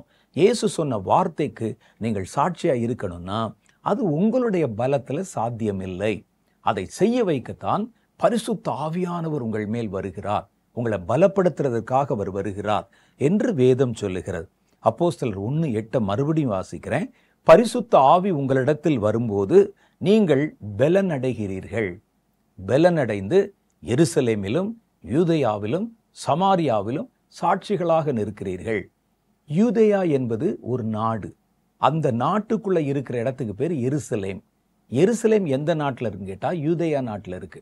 அது பக்கத்தில் இருக்கிற நாடு சமாரியா என்ற நாடு. சமாரியா என்பது புறஜாதிகள் இருக்கக்கூடிய ஒரு நாடு, அல்லது கர்த்தருடைய ஜனங்களாகிய யூதர்கள் இல்லாத வேற நம்பிக்கை கொண்டவர்கள் இருக்கக்கூடிய நாடு. இப்ப ஆண்டவர் என்ன சொல்றாருன்னா, எருசலேம், எருசலேம் என்பது உள்ள இருக்கிற பட்டணம், அதுல சாட்சியா இருப்பீங்க, யூதேயாவில் சாட்சியா இருப்பீங்க, சமாரியால சாட்சி இருப்பீங்க என்பது எதை குறிக்கிறார் என்றால், எருசலேம் என்பது உங்க மனசுக்கு முன்னாலே நீங்க சாட்சியா இருப்பீங்க. ஏன்னா யார் மன்னிச்சாலும் மன்னிச்சிருவாங்க, உங்க மனசு மன்னிக்காது. ஒரு காரியத்தை செய்து விட்டால் நான் வெளியே சொல்ற வார்த்தையை தான் மற்றவங்க பார்ப்பாங்க, ஆனா என் மனசுக்கு தெரியுமில்ல. கர்த்தர் சொல்றாரு, எருசலேம் ஆகிய உன் இருதயத்துக்கு முன்னால உன் இருதயமே உன்னை குறித்து சாட்சி சொல்லணும். உன்னுடைய வாழ்க்கை சாட்சியாக இருக்கணும். 2வது காரியம் பாருங்க, யூதேயா. யூதேயா என்பது தேவனுடைய ஜனங்கள் அல்லது நம்முடைய கர்த்தரை பின்பற்றுகிற ஜனங்களுக்கு நடுவுல, நம்ம சொந்த ஜனங்களுக்கு நடுவுல சாட்சியாக இருக்கணும் நம்முடைய வாழ்க்கை. 3வது சமாரியா. சமாரியா என்பது கர்த்தரை அறியாத ஜனங்கள் இருக்காங்க பாருங்க, அவர்கள் நடுவுல நீங்க சாட்சியாக இருக்கணும். அப்ப அடுத்து உலகம் எங்கிலும் உங்களை அறியாதவர்கள் வெளி இடங்கள்ல இருக்கிறவங்க நடுவுல கூட நீங்கள் எனக்கு சாட்சியா இருக்கணும்னா, உங்களை சாட்சியாக உருவாக்குவதற்கு கொடுக்கப்பட்ட வல்லமைக்கு பேர் தான் அபிஷேகம். அதான் அவங்க சொல்றாங்க. அது பரிசுத்த ஆவியை நீங்கள் பெறும்போது உங்க மனசாட்சிக்கு முன்னால ஒரு பரிசுத்த வாழ்க்கை வாழ முடிகிறது. உங்க ஜனங்களுக்கு முன்னால ஒரு சாட்சி உள்ள வாழ்க்கை வாழ முடிகிறது. புறஜாதிகளுக்கு நடுவுல, தேவனை அறியாதவர்களுக்கு நடுவுல ஒரு சாட்சி உள்ள வாழ்க்கை வாழ முடிகிறது. உலகத்தின் கடைசி பரியந்தம் ஒரு சாட்சி உள்ள வாழ்க்கை வாழ முடிகிறது. அந்த வாழ்க்கைய இதுவரைக்கும் உங்களால வாழ முடியல. பரிசுத்த ஆவி வரும் பொழுது இந்த வாழ்க்கை வாழ்வதற்கான பலனை நீங்கள் பெறுகிறீர்கள். அதான் முக்கியம். பரிசுத்த ஆவி வந்த உடனே ஒரு புதிய வாழ்க்கை, கிறிஸ்துவுக்குள்ளான ஒரு வாழ்க்கை, சாட்சி உள்ள வாழ்க்கை, வேதம் விரும்பும் அல்லது வேதம் காட்டும் ஒரு வாழ்க்கை வாழ உங்களை பலப்படுத்துகிறது. அந்த பலன் இல்லாமல் உங்களால் முடியாது. இயேசுவினால் அழைக்கப்பட்ட சீஷர்களில் ஒருவர் பேதுரு. சீஷர்கள் எல்லாரிலும் வயசான பெரியவர். இன்னும் சொல்ல போனால் இயேசுவை விட வயசானவர். அவர் 12 சீஷரில் ஒருவராக அழைக்கப்பட்டிருந்தார். இயேசு சிலுவையில் அறையப்படுவதற்கு முன்னால தம்முடைய சீஷர்களை அழைத்து அவர் பேசி கொண்டிருந்தார். அப்ப இயேசு சொன்னாரு, எல்லாரும் என்னை விட்டு சிலுவையில் அறைய போகிற நேரம் வரும்போது எல்லாரும் என்னை விட்டு ஓடிடுவீங்கன்னு சொன்னார். பேதுருக்கு அழுக தாங்க முடியல. அவர் ரொம்ப சென்சிட்டிவான ஆளு, ரொம்ப உணர்ச்சி வசப்படக்கூடியவர். எதை கேட்டாலும் உடனே சொன்னார், ஆண்டவரே நீங்க மற்றவங்களை சொல்லுங்க, ஒருவேளை அவர்கள் ஓடி போகலாம், நான் செத்தாலும் நம்ம கூட இருப்பேன் என்றார். அப்ப இயேசு அவனை பார்த்து சொன்னார், இன்றைக்கு காலை விடுவதற்கு முன்னால நீ என்னை மறுதலிப்பாய், 3 தடவை மறுதலிப்பாய். காலையில சேவல் கூவும் பாரு, அந்த நேரத்துக்கு முன்னால அல்லது சேவல் கூவும் போது நீ என்னை 3 தரம் மறுதலிப்பாய் என்று மெய்யாகவே மெய்யாகவே சொல்லுகிறேன். ஏன்னா அவர் அப்படி என்ன செய்ய போறார் அப்படின்னு சொல்லிட்டார். உடனே அவருக்கு பேதுருக்கு அதில் நம்பிக்கை இல்லை. என்ன மிஞ்சி போனா கொன்றுவாங்களா, வெட்டிடுவாங்களா, பார்த்துருவோம், இயேசுதான் எங்களுக்கு குரு, அவரை மறுதலிக்க மாட்டேன்னு சொல்லிட்டு அவன் நின்றான். அன்று இரவிலே இயேசு சிறைப்படுத்தப்பட்டார். அவரை அழைத்து கொண்டு போய் விசாரணைக்கு கொண்டு போறாங்க. அவருடைய சீஷர்கள் எல்லாம் சிதறிட்டாங்க. ஏன்னா ரோம வீரர்கள் வந்து அவர்களை பிடிக்கும்போது பல பேர் சிதறிட்டாங்க. சில பேர் ரகசியமா அவர் இயேசு என்ன செய்ய போறார்கள் என்ற பயத்தில் இருந்தாங்க. இயேசுவை பிடித்து இழுத்து கொண்டு போன போது பேதுரு ஒளிந்து மறைந்து அவர் பின்னாலேயே போய் கொண்டிருந்தான். பின்னாலே போயிட்டு அரண்மனையில் கொண்டு அவர் விசாரிக்கிறாங்க. விசாரிக்கும் போது அவர் ஒரு சிறை கைதி இல்லையா, அவரை உள்ள கொண்டையெல்லாம் விசாரிக்க மாட்டாங்க. அந்த உப்பரிகையிலே முன்னால் இருக்கக்கூடிய இடத்துல அவரை வச்சு விசாரிக்கிறாங்க. அதனுடைய முன்பகுதியிலே ஒரு லான் மாதிரி ஒரு புல் தரை இருக்கக்கூடிய பகுதி இருக்குது அந்த அரண்மனையில்.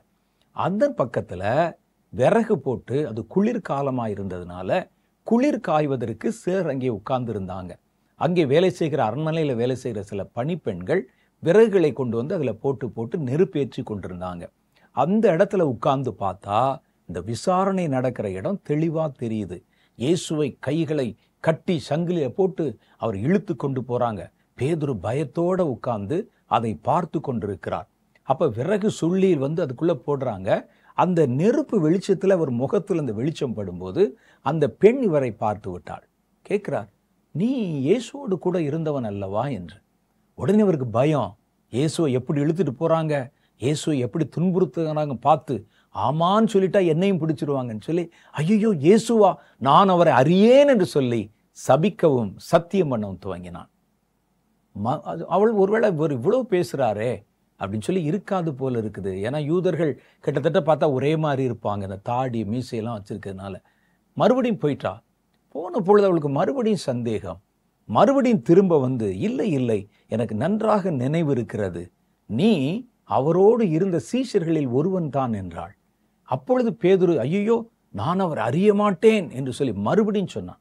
3வது முறையும் இப்படியே கேட்டபோது இவன் நம்ப மாட்டேங்கிறான்னு சொல்லி கூட 2 வார்த்தைகளை போட்டு இயேசுவை கண்டனம் பண்ணி சபித்து, அவரெல்லாம் ஒரு மனுஷனா, என்ன சொன்னாருன்னு தெரியல, ஏதோ சொல்லி அவரை திட்டினார்.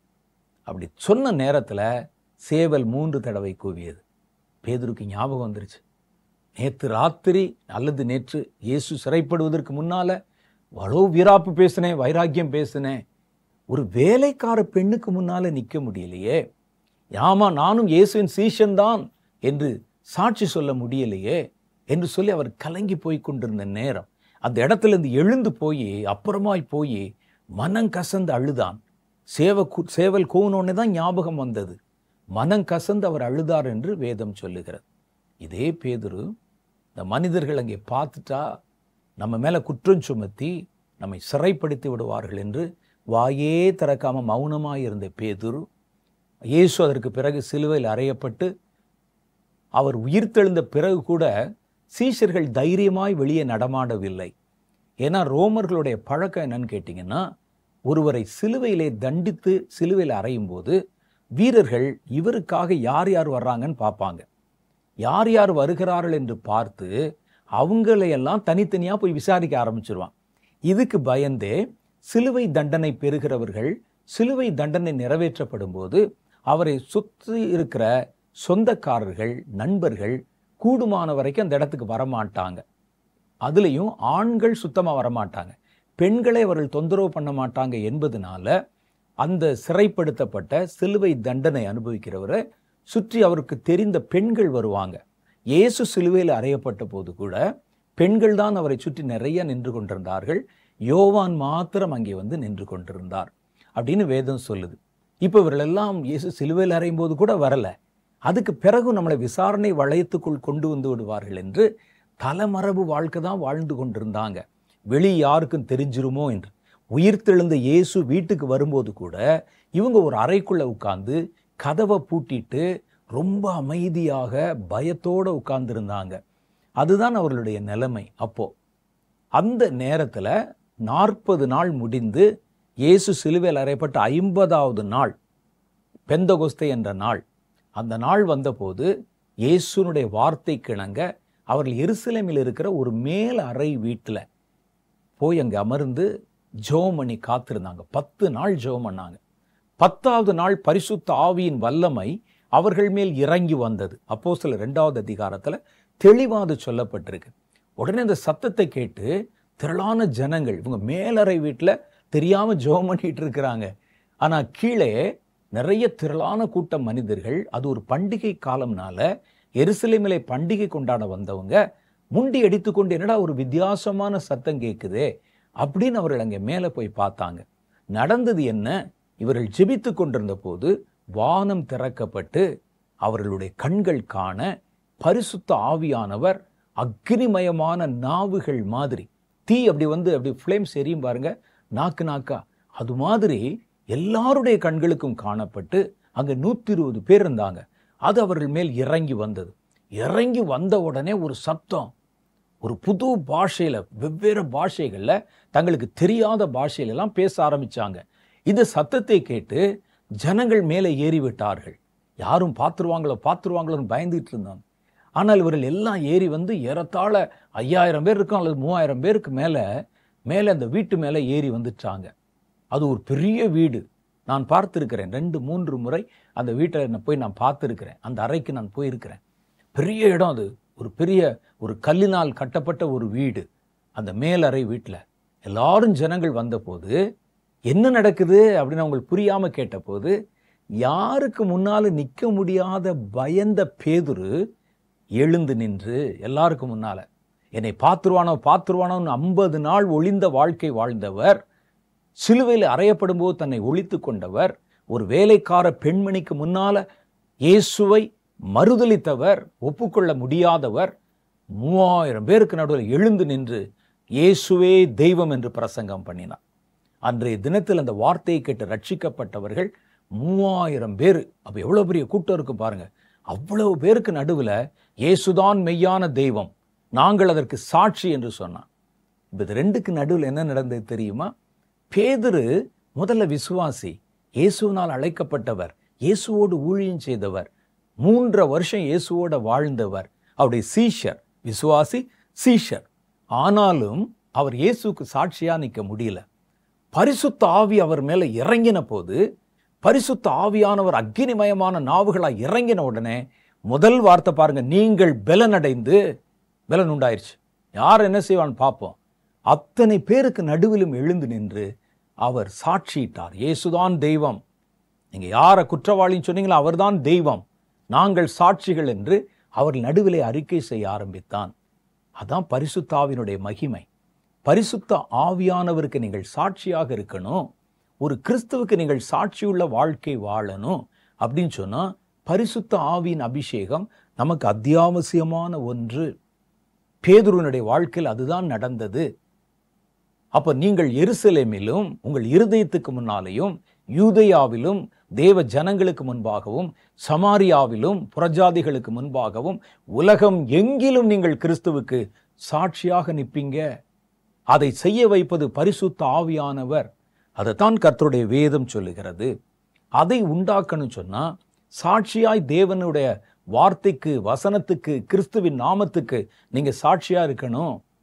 கர்த்தர் சொல்றாரு, என் நாமத்தை அறிக்கை செய்கிறவன், ஜனங்களுக்கு முன்னால் அறிக்கை செய்கிறவன், பரலோகத்தில் இருக்கிற பிதாவுக்கு முன்பாக நான் அவனை அறிக்கை செய்வேன். என் நாமத்தை மறுதலிக்கிறவன், அன்னைக்கு பேதுரு மாதிரி மறுதலிக்கிறவன், அல்லது மறைந்திருந்து ஒளிந்திருந்து இரகசிய கிறிஸ்தவனாக இருக்கிறவன், அவனை நான் பரலோகத்தில் இருக்கிற பிதாவுக்கு முன்பாகவும் மறுதலிப்பேன். அப்ப நம்முடைய வாழ்க்கை ஜனங்களுக்கு முன்பாக ஒரு சாட்சியுள்ள வாழ்க்கையா இருக்கணும். அந்த பலனை கொடுக்கத்தான் பரிசுத்த ஆவியானவர் நமக்குள்ளே வருகிறார்.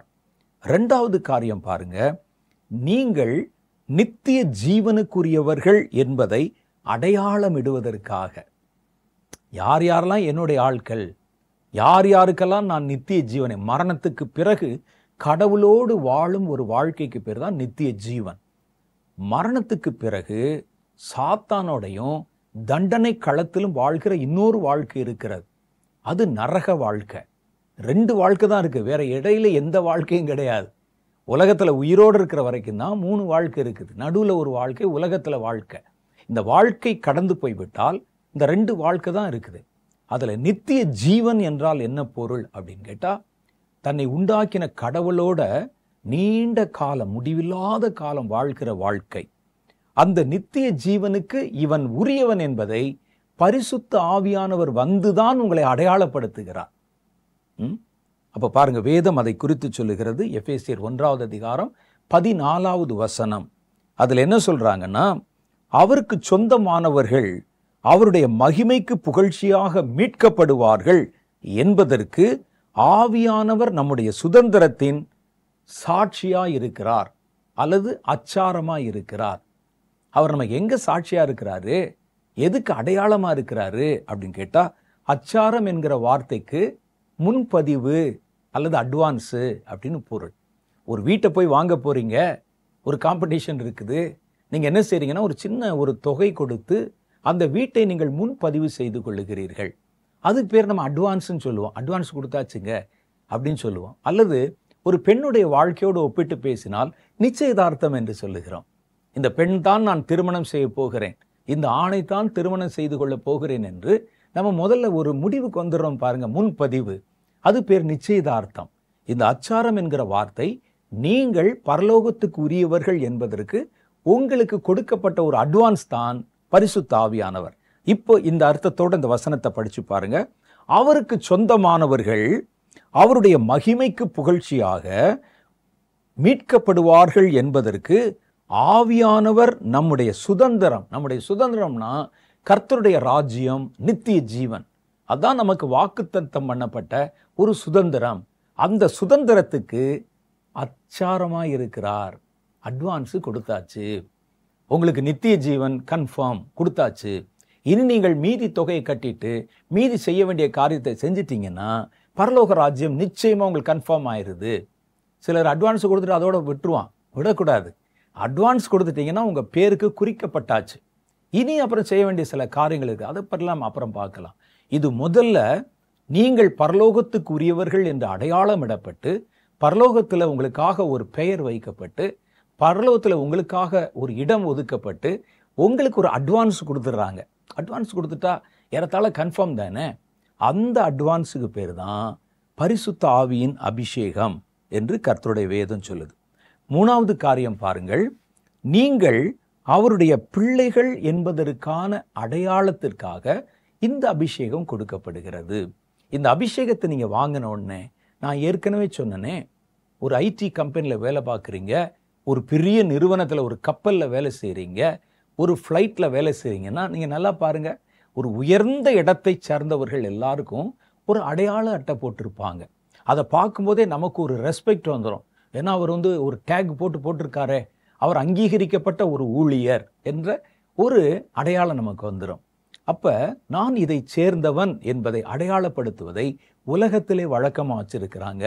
அது மாதிரி கிறிஸ்து இவர்கள் என் பிள்ளைகள், என் பிள்ளைகள் என்பதற்கு நமக்கு ஒரு அடையாளத்தை கொடுக்கிறார்.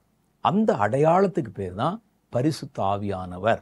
இந்த பரிசுத்த ஆவி எனக்குள் இருப்பது வெளிப்பட ஆரம்பிக்கும் போதே நீங்க தெளிவா தெரிஞ்சுக்கலாம், இவர் கிறிஸ்துவனுடைய பிள்ளை, கர்த்தருடைய பிள்ளை, அவருடைய பிள்ளையாக அவன் அழைக்கப்பட்டவர் என்பதை நீங்கள் தெரிந்து கொள்ளலாம். அதான் வேதம் சொல்லுது. யோவான் 1வது அதிகாரம் 12வது வசனம். அவருடைய நாமத்தின் மேல் விசுவாசம் உள்ளவர்களாக அவரை ஏற்றுக்கொண்டவர்கள் எத்தனை பேர்களோ அத்தனை பேர்களும் தேவனுடைய பிள்ளைகளாகும்படி அதிகாரம் கொடுத்தார். அந்த அதிகாரத்துக்கு பேர் தான் ஆவியின் அபிஷேகம். அந்த அதிகாரத்தை அவர் ஆவியினால் கொடுக்கிறார். ஆவியினால் கொடுக்கப்படுவதுதான் அந்த அதிகாரம். இயேசு முதல்ல சொல்லிட்டாரு, என்னுடைய பேரால விசுவாசம் உள்ளவராக என்னை ஏற்றுக்கொண்ட எல்லாருக்கும் என் பிள்ளைகளாகும்படிக்கு நான் அதிகாரம் கொடுக்கிறேன். அந்த அதிகாரம் ஆவியினால் கொடுக்கப்படுவதுதான் அந்த அதிகாரம். பாருங்க, ரோமர் 8வது அதிகாரம் 15 சொல்லுது, அந்தப்படி திரும்பவும் பயப்படுவதற்கு நீங்கள் அடிமைத்தனத்தின் ஆவியை பெறாமல் அப்பா பிதாவே என்று கூப்பிட பண்ணுகிற புத்திர ஸ்வீகாரத்தின் ஆவியை பெற்றீர்கள். உங்களை கர்த்தர் தன்னுடைய புத்திரனாக பிள்ளைகளாக ஸ்வீகரித்து கொண்டார், சுதந்திரமாக்கி கொண்டார். அதுக்கு அவர் கொடுக்கிற அடையாளம் தான் ஆவியின் அபிஷேகம். 16வது வசனம் பாருங்க, நாம் தேவனுடைய பிள்ளைகள் என்று ஆவியானவர் தாமே நம்முடைய ஆவியுடனே சாட்சி கொடுக்கிறார். அவர் சொல்றார், உங்களை விட்டு கொடுக்க மாட்டேங்கிறாரு. இவன் என்னுடைய பிள்ளை, என்னால் அழைக்கப்பட்டவன், நான் என்னுடைய ஆவியின் அடையாளத்தை அவனுக்குள்ள கொடுத்திருக்கிறேன், அபிஷேகத்தை கொடுத்திருக்கிறேன். அப்ப நம்ம விசுவாசியாய் மாறுவது வேற, இயேசுவை ஏற்றுக்கொள்வது வேற. இந்த அபிஷேகத்தை பெறும்போது தான் நீங்கள் கர்த்தருடைய பிள்ளைகள் என்று அந்த அதிகாரத்தை உறுதிப்படுத்துவதற்கு தான் அந்த அபிஷேகத்தை கர்த்தர் கொடுக்கிறார். சில பேர் பாருங்க, அதோடு நின்றுவாங்க. போதும், நான் ஒரு நேரத்தில் ஆவின் அபிஷேகத்தை தேடினேன், பரிசுத்தாவின் அபிஷேகத்தை பெறணும் அப்படின்னு. அப்புறம் நான் விசுவாசி ஆகிவிட்டேன், என் பாவம் மன்னிக்கப்பட்ட நாள் எனக்கு நல்லா ஞாபகம் இருக்குது. ஒரு முழு இரவு ஜெபத்தில் கொஞ்சம் பேர் உட்கார்ந்துருக்கிறாங்க. ஒரு தேவ மனிதன் அந்த ஜெபத்தை நடத்தி கொண்டது போது அப்போதான் நான் முதல் முறையாக என் பாவத்தை அறிக்கை செய்யுங்கன்னு சொன்னாங்க. என் பாவத்தை அறிக்கை செய்த போது என்னுடைய முகத்தில் ஒரு பெரிய பக்கெட் ஐஸ் வாட்டரை கொண்டாந்து ஊற்றுனா எப்படி இருக்குமோ அதே மாதிரி ஒரு ஃபீலிங் உண்டாச்சு. நான் அதற்கு முந்தின நிமிஷம் வரைக்கும் கடவுளை நம்பாத, கடவுள் மறுப்பு கொள்கையில் இருந்தவன். அந்த அபிஷேகம் அப்படியே as it is, எப்படி ஒரு ஐஸ் வாட்டர் ஊற்றினா எப்படி இருக்குமோ அது மாதிரி எனக்குள்ளே ஒரு சிலிர்ப்பு உண்டானது. ஆனால் அது பரிசுத்தாவின் அபிஷேகம் அல்ல, என் பாவம் கழுவப்பட்ட நாள், அந்த அடையாளம். அதுக்கு பிறகு அந்த அபிஷேகத்தை பெறணும்னு நான் போனேன். சிலர் வேற மாதிரி சொன்னதுனால நான் அதை நம்பினேன். மறுபடியும் நான் பரிசுத்தாவி நமக்கு தேவை என்பதை உணர்ந்து கொண்டு அவரை தேட ஆரம்பித்தேன். எங்கடா அந்த பரிசுத்த வல்லமை கிடைக்கும் அப்படின்னு. அதுக்கு முன்னால அந்த பரிசுத்தாவின் அபிஷேகத்தை பெறுகிற வரைக்கும் நான் ஒரு விசுவாசியாக இருந்திருக்கிறேன், இயேசுவை நம்புகிற நம்பிக்கையாளனாக இருந்திருக்கிறேன். என்னுடைய நண்பர்களுக்கு இயேசுவை குறித்து சாட்சி சொன்ன ஒரு சாட்சியாளனாகவும் இருந்திருக்கிறேன். ஆனால் என்னைக்கு அந்த அபிஷேகம் கிடைத்ததோ அன்னைக்கு தான் நான் கர்த்தருடைய பிள்ளை என்று முத்திரையிடப்பட்டேன். ஒரு சபையில் நான் என்னை இணைத்து கொண்டேன். ஆண்டவரிடத்தில் ஜெபம் பண்ணேன், ஆண்டவரே நான் உம்மை விசுவாசிக்கிறேன். ஒரு காலத்தில் குடித்து வெறித்து லாகிரி வஸ்துக்களுக்கு அடிமையாகி நான் இருந்தபோது, உம்மை இல்லை என்று சொல்லி மறுதளித்த போது நீர் எனக்கு உம்மை வெளிப்படுத்தி என்னுடைய இருதயத்தை உம்மை பக்கத்தில் திருப்பிட்டீங்க.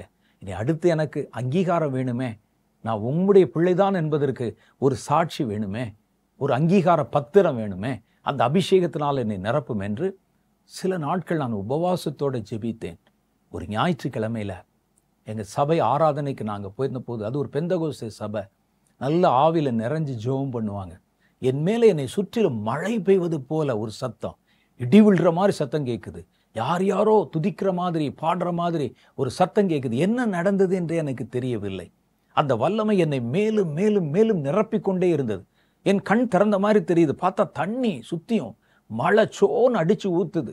நான் எங்கே இருக்கிறேன் என்பதை என் நினைவிலே மறந்து விட்டது, எங்கே இருக்கிறேன்னு சொல்லி. நான் கண் விழித்து பார்த்தபோது, ஏறத்தாழ 1 மணி நேரத்துக்கு பிறகு கண் விழித்து பார்த்தபோது, நான் அந்த அபிஷேகத்தில் நிறைந்து அந்த ஆராதனைக்கு இடையூறாக இருக்கிறேன்னு சொல்லி என்ன 2 பேர் கையை காலை பிடிச்சி தூக்கி எங்கள் சபையினுடைய வெளி வாசலை முற்றத்தில் கொண்டு வந்து என்னை வைத்து விட்டு போய்விட்டார்கள். நான் ரொம்ப நேரம் கையை இப்படி அடித்து தட்டி அந்நிய பாஷையில் பேசி புது புது வார்த்தைகளை பேசி எனக்கு அப்படியே சோன்னு மழை பெய்ய தெரியுது. என்னை மனிதர்கள் தொட்டது எனக்கு தெரியாது, என்னை தூக்கி கொண்டு வந்தது தெரியாது, வாசலில் கொண்டு வந்து வச்சது எனக்கு தெரியாது. அது ஒரு வல்லமை, சந்தோஷம் தாங்க முடியல, என்ன செய்வதென்றே புரியல. ஒரு உன்மத்தம் பிடித்த நிலைமை போல என்னுடைய நிலைமை மாறிச்சு அந்த அபிஷேகம். அப்போ எனக்கு அது தெரியும், நான் அதுக்கு முன்னால் கர்த்தரை ஏற்றுக்கொண்டு விட்டேன், கர்த்தரை நம்ப ஆரம்பித்து விட்டேன். என் நண்பர்களுக்கு சாட்சி சொல்லி அவர்களில் சிலரை கூட நான் இயேசுவின் மேல் நம்பிக்கை உள்ளவர்களாக மாற்றி விட்டேன்.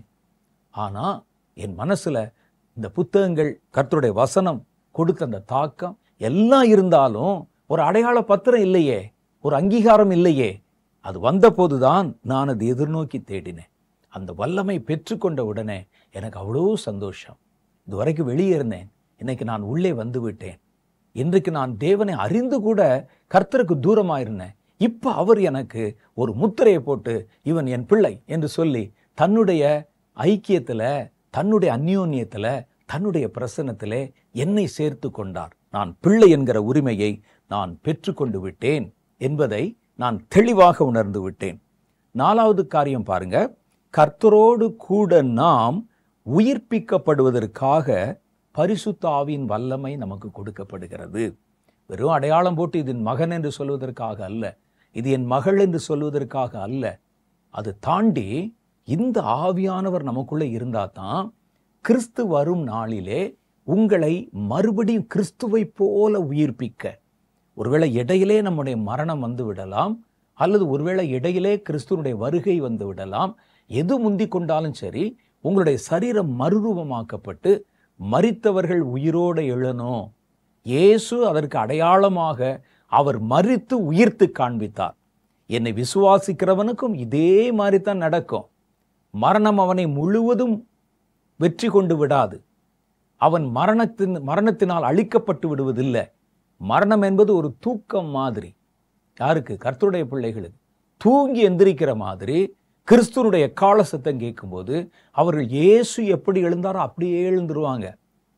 சிலர் நினைக்கிற மாதிரி ஆவி அப்படி எந்திரிச்சு போகாது. ஆவியும் சரீரமும் இணைக்கப்பட்டு மறுரூபமாக்கப்பட்ட ஒரு சரீரம். இயேசு இன்னைக்கு அப்படிதான் பரலோகத்தில் இருக்கிறாரு. இயேசுவை சிலுவையில் அறைஞ்சாங்க, அவரை கொண்டு வந்து கல்லறையில் வச்சாங்க. 3 நாள் கல்லறையில் இருந்தார். 3ஆம் நாள் உயிரோடு எழும்பினார். உயிரோடு எழும்போதை சிலர் சொல்லுவாங்க, அந்த ஆவி எந்திரிச்சு போயிடும் அப்படின்னு சொல்லி. ஆவியெல்லாம் எந்திரிச்சு போகாது. ஆவியும் சரீரம் சேர்ந்து எழுந்து போய்விடும். இயேசு உயிர்த்தெழுந்த போது கல்லறைக்குள்ளே எட்டி பார்த்தா இயேசுவை காணவில்லை, சரீரமே காணலை. பயந்துட்டாங்க எல்லாரும். அப்போ யாரோ 2 பேர் பக்கத்தில் உட்கார்ந்துருக்கிறாங்க. உட்கார்ந்துட்டு அவங்க சொல்கிறாங்க, உயிரோடு இருக்கிறவரை யாராவது கல்லறையில் வந்து தேடுவாங்களா? அவர் உயிர்த்தெழுந்து போய்விட்டார் என்று சொல்கிறாங்க. அப்போ உயிர்த்தெழுந்து போவது என்பது ஆவியில் எழும்பி போவதல்ல, சரீரத்தோடு எழும்புவது. அந்த சரீரம் மறுரூபமாக்கப்பட்ட ஒரு புது சரீரமாய் மாறிவிடும். இயேசுக்கு இன்னைக்கு சரீரம் இருக்கிறது. அவருடைய சீஷர்கள் அதை தொட்டு பார்த்துருக்கிறாங்க. எலும்பு இருக்குது, சதை இருக்குது, ரத்தம் ஓடுகிறது. ஒரு சரீரம் எப்படி இருக்குமோ அது மாதிரியே இருக்குது அவருடைய சரீரம். ஆனால் அவர் ஆவியினாலே உயிர்ப்பிக்கப்பட்டிருக்கிறார். இதை ஏன் அவர் உயிர்ப்பித்து 40 நாளும் அந்த சரீரத்தை தம் சீஷர்களுக்கு காண்பித்து அதை உறுதிப்படுத்தினார் என்றால், என்னை விசுவாசிக்கிற மனிதர்கள், என்னை விசுவாசிக்கிற சந்ததி இது மாதிரியே உயிர்த்தெழுவார்கள் என்பதை அவங்களுக்கு சொல்லுங்க. அதுக்கு தான் கர்த்தர் அதை காண்பித்தார். அப்போ இயேசுவை மரித்தோரிலிருந்து எழுப்பினது எப்படியோ அந்த ஆவி நமக்குள்ளே வாசமாயிருந்தா, கிறிஸ்துவை மரித்தோரிலிருந்து எழுப்பின மாதிரி அவர் உங்களையும் எழுப்புவார். அதை எழுப்புவதற்காகத்தான் கிறிஸ்து உங்களுக்குள்ளே ஆவியின் ரூபமாய் வாசம் செய்கிறார்.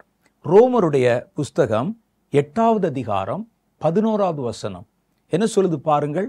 அன்றியும் இயேசுவை மரித்தோரிலிருந்து எழுப்பினவருடைய ஆவி உங்களில் வாசமாயிருந்தால், கிறிஸ்துவை மரித்தோரிலிருந்து எழுப்பினவர் உங்களில் வாசமாயிருக்கிற தம்முடைய ஆவியினாலே சாவுக்கேதுவான உங்கள் சரீரங்களை உயிர்ப்பிப்பார். பார்த்தீங்களா? இதுக்குத்தான் எங்களுக்கு அட்வான்ஸாக கொடுத்துருக்குறாங்க அந்த அபிஷேகத்தை. இயேசு வரும்பொழுது அந்த ஆவி எங்களை மரணத்தில் படுக்க விடாது. நாங்கள் மரித்தாலும் உயிரோடு எழும்புவதற்காக அந்த ஆவி எங்கள் மேலே குடிகொண்டிருக்கிறது. அந்த ஆவியானவர் எங்களோட வாழ்ந்து கொண்டிருக்கிறார். 1 கொரிந்தியரின் புஸ்தகம் 15வது அதிகாரம் 45வது வசனம் சொல்லுது பாருங்க. முந்தின மனுஷனாகிய ஆதாம் ஜீவாத்மாவானான் என்று எழுதியிருக்கிறது போல, பிந்தின ஆதாமாகிய கிறிஸ்து உயிர்ப்பிக்கிற ஆவியானார். அதான் கர்த்தருடைய ஜனத்தின் உயிர்த்தெழுதல். அவர்கள் இயேசு வரும்போது மத்திய வானத்தில் அந்த எக்காலம் ஒலிக்கும் போது மரித்தவர்கள் முதலாவது எழுந்திருப்பாங்க. உயிரோடு இருக்கிறவங்க அவர்களும் மறுரூபமாக்கப்பட்டு வானத்தில் எடுத்துக்கொள்ளப்படுவாங்க. 1 தெசலோனிக்கேயர் புஸ்தகம் 4வது அதிகாரம் 16-17 வசனங்கள் சொல்லுகிறது. ஏனெனில் கர்த்தர் தாமே ஆரவாரத்தோடும் பிரதான தூதனுடைய சத்தத்தோடும் தேவ எக்காலத்தோடும் வானத்திலிருந்து இறங்கி வருவார். அப்பொழுது கிறிஸ்துவுக்குள் மரித்தவர்கள் முதலாவது எழுந்திருப்பார்கள்.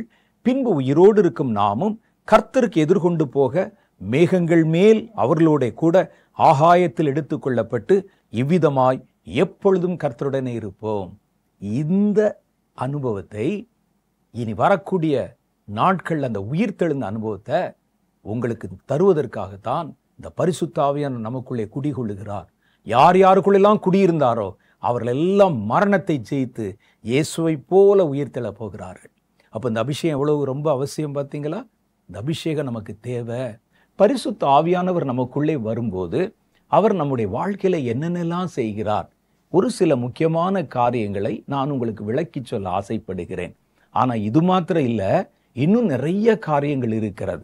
பரிசுத்த ஆவியானவர் நம்மோடு கூட தன்னை இணைத்து கொண்ட போது நிறைய காரியங்களை அனுதினமும் நம்முடைய வாழ்க்கையில அவர் நிறைவேற்றி கொண்டே வருகிறார். அதை நம்ம தெளிவாக அறிந்து கொள்ளணும்.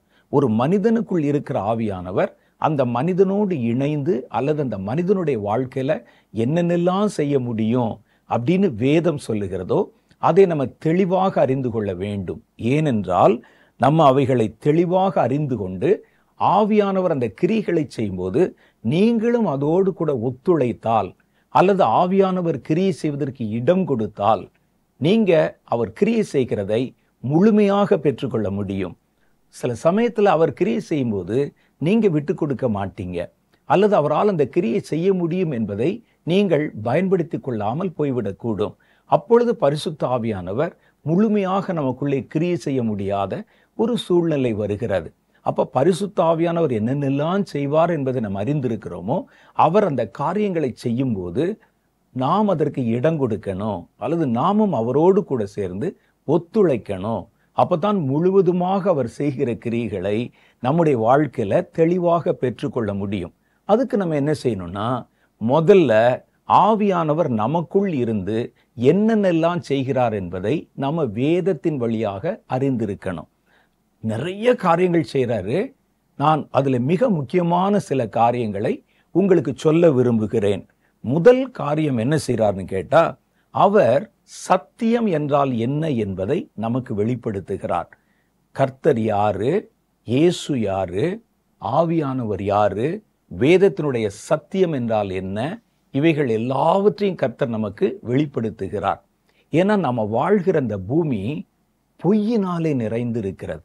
பொய்க்கு பிதாவாயிருக்கிற பிசாசானவன் ஒரு காலத்திலே மனிதர்களை வஞ்சித்து மனிதர்கள் கையில் கொடுத்த பூமியை அபகரித்து எடுத்துக்கொண்டான். பூமியின் மேல அவன் ராஜா போல அதிகாரம் செய்கிறவனாக இருக்கிறான்.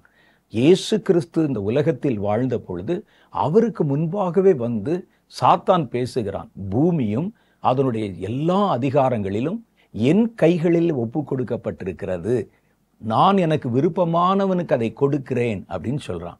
அப்ப இயேசு முழுவதுமாக இந்த உலகத்தை அவருடைய 2வது வருகையின் சமயத்துல மீட்டு கொள்ளுகிற வரைக்கும் சாத்தானுடைய கிரியைகள் இந்த உலகத்திலே நிறைந்திருக்கிறத பார்க்கிறோம். அவனுடைய டாமினேஷன், அவனுடைய ஆளுமை, அவனுடைய அதிகாரம் பூமியில இருக்கிற பார்க்கிறோம். இந்த பூமியில் இருக்கிற சாத்தான் யார் என்று சொல்லணும்னா, வேதம் சொல்லுது அவன் பொய்யனும் பொய்க்கு பிதாவும். அதனால் அவன் என்ன செய்யறான்னா, தன்னுடைய ஆட்சிக்கு உட்பட்ட பூமியிலே பல பொய்யான காரியங்களை நிறுவி வைத்திருக்கிறான். மாயையான பல காரியங்களை நிறுவி வைத்திருக்கிறான். உங்க கண்ணை திறந்து நீங்க பார்த்தீங்கன்னா பார்க்கறதுல எல்லாவற்றிலும் பொய், ஏமாற்றுத்தனம், பித்தலாட்டம் போன்றவைகள் இருக்கிறது. மாயையான சில காரியங்களை உண்மை என்று நினைத்து அதில் மதி மயங்கி போகிற மனிதர்களை நம்ம பார்க்கிறோம். மாயையான காரியங்களுக்காக தங்களுடைய ஜீவனை கூட கொடுக்கிற சில மனிதர்களை நம்ம பார்க்கிறோம். அது மாயை என்று தெரியும், அது உண்மை அல்ல என்று தெரியும். அதற்கு உயிர் கொடுக்கிற எத்தனை பேரை நம்ம பார்த்துருக்கிறோம். ரொம்ப விஷயம் இருக்குது. ஒன்றை எடுத்துக்கோமே, ஒரு திரைப்படம் இருக்கிறது என்று வைத்துக் கொள்வோம். ஒரு திரைப்படம், நமக்கு எல்லாருக்கும் தெரியும், அதில் சொல்லப்படுகிற எல்லாமே கற்பனையில் புனையப்பட்ட நிகழ்வுகள். கற்பனையாக செய்து ஒரு கதை எழுதி அதை நமக்கு நடித்து காட்டுறாங்க. அவர்கள் நடிப்பதற்கு அதற்குண்டான ஊதியத்தை வாங்கி கொள்ளுகிறார்கள். இதெல்லாம் நமக்கு தெரிஞ்சது தான். ஆனால் நம்ம என்ன நினைக்கிறோம்? அது உண்மை என்றே நினைத்து கொள்ளுகிறோம். அதில் ஒரு நடிகர் பேசுவது உண்மை என்றே நினைத்து கொள்ளுகிறோம். அதுதான் அவருடைய கேரக்டர், அதில் எப்படி வருகிறதோ அப்படித்தான் அவர் இருக்கிறார் என்று நம்பி விடுகிறோம். ஒரு குறிப்பிட்ட காலகட்டத்தில் நாம் அவரை நம்மை வழிநடத்துகிறவராக, ஒரு தலைவராக, தேவன் போல நம்ம எடுத்துக்கொள்ளுகிறோம். அது பாருங்க, சில வாலிபர்கள் ஒரு குறிப்பிட்ட திரைப்படம், அவர்கள் விரும்புகிற அபிமான நட்சத்திரங்கள் நடித்த ஒரு திரைப்படம் வருதுன்னா அதற்காக போய் தன் உயிரை கூட கொடுக்கக்கூடிய சூழ்நிலைகளை பார்க்கிறோம். சமீபத்தில் கூட ஒரு நிகழ்வு சென்னையிலே நடந்தது. அதில் நம்ம பார்க்குறோம், ஒரு உயரமான இடத்துல ஏறி மின்சாரம் தாக்கி ஒரு வாலிபன் ஒரு திரைப்படத்திற்காக உயிரிழந்த காட்சியை பார்க்குறோம். இவைகள் எல்லாம் பாருங்கள், மாயை. நமக்கு தெரியும், ஒரு திரைப்படம் மாயை, நம்மை சுற்றி இருக்கிற காரியங்கள் மாயை, மனிதர்கள் மாயை, எல்லாம் மாயையான காரியங்கள். ஆனால் அதை உண்மை மாதிரியே நம்மை நினைக்க வச்சு அதற்காக ஓட வைத்து விலையேற பெற்ற நம்முடைய ஜீவனை இழக்க பண்ணும் சக்தி பிசாசுனுடைய பொய்க்கு உண்டு. அதனால் இந்த பொய்யினால உலகத்தை நிரப்பி வைத்திருக்கிறான். அப்போ இந்த பொய்க்கு நடுவில் சத்தியம் என்று ஒன்று இருக்கிறது. சத்தியம் என்பது நிரந்தரமானது, நித்தியமானவைகளுக்கு நம்மை வழிநடத்தக்கூடியது. அப்ப இந்த சத்தியத்தை நம்ம அறிந்து பார்க்க, நம்மை சுற்றிலும் இருக்கிற எதன் வழியாகவும் பார்ப்பது நமக்கு சுலபமான ஒரு காரியமாக இல்லை. சில சமயத்தில் சத்தியத்தில் கொஞ்சத்தை பார்ப்போம், மற்ற நேரத்தில் நிறைய பொய் மாயையான காரியங்களை பார்ப்போம். ஆனால் எது சத்தியம், எது உண்மை, எது நிரந்தரம், எது நித்தியம், எது உண்மையான வாழ்க்கை என்பதை நமக்கு இந்த பொய்களுக்கு நடுவிலிருந்து பிரித்து காட்ட ஒரு ஞானமுள்ள ஒரு வல்லமை நமக்கு தேவைப்படுகிறது. அந்த சத்தியத்தை நமக்கு வெளிப்படுத்துவதுதான் ஆவியானவருடைய முழு வேலை. நீங்க எங்க கையை வச்சாலும் அங்கே மாயையும் பொய்யும் இருக்கிறது. எங்க காலை வச்சாலும் அங்கே மாயையும் பொய்யும் இருக்கிறது. யாருடைய வார்த்தைகளை கேட்டாலும் அதுல மாயையும் பொய்யும் மிகுந்து இருக்கிறது. அதுல உண்மையான சத்தியம் இன்னது என்பதை நமக்கு ஒவ்வொரு நிமிஷமும் சுட்டி காட்ட ஒரு ஆழ்த்துவம் நமக்கு தேவைப்படுகிறது. அவர்தான் ஆவியானவர். வேதம் அவரை பற்றி சொல்லும்போது அவர் நம்மை சகல சத்தியத்திற்குள்ளும் வழிநடத்துகிறார் என்று வேதம் சொல்லுது.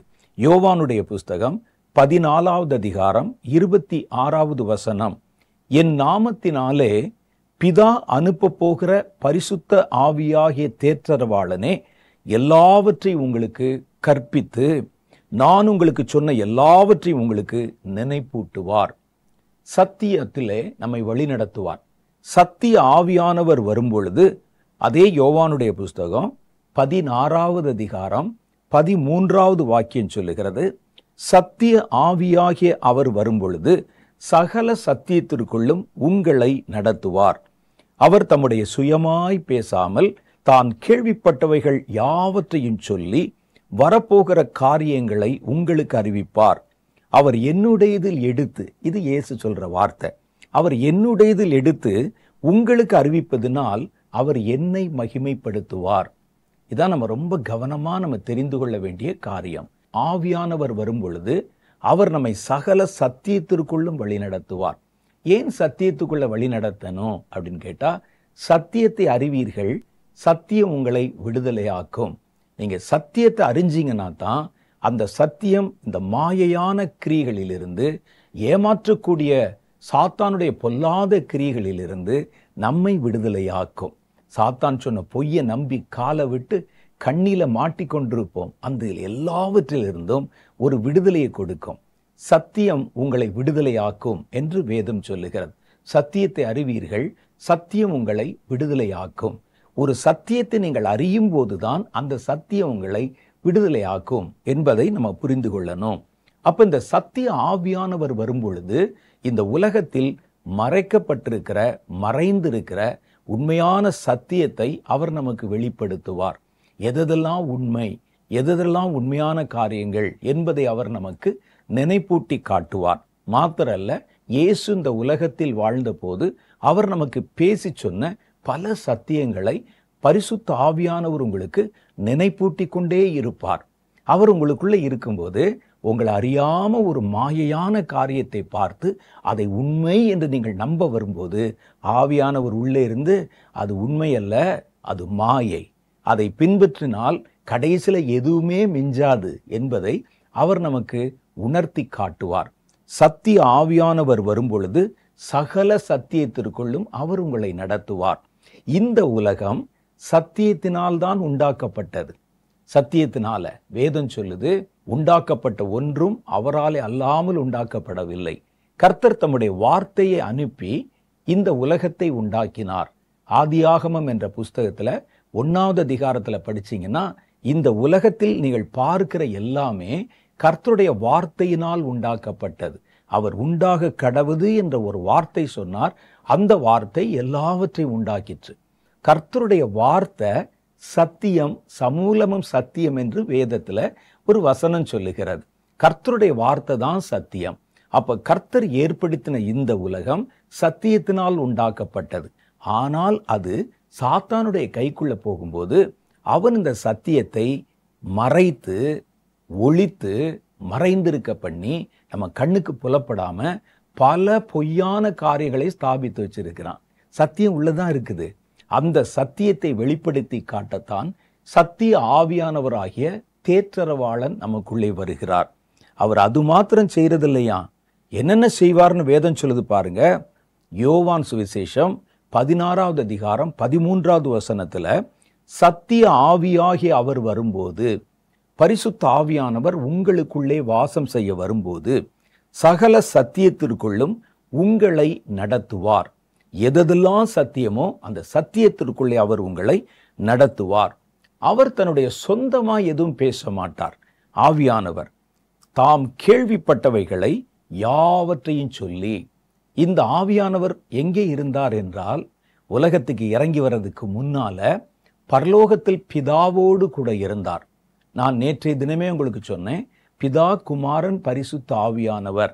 அப்ப ஆவியானவர் பரலோகத்துல இருந்த போது பரலோகத்தினுடைய முழு காரியங்களையும் அவர் அறிந்தவராக இருக்கிறார்.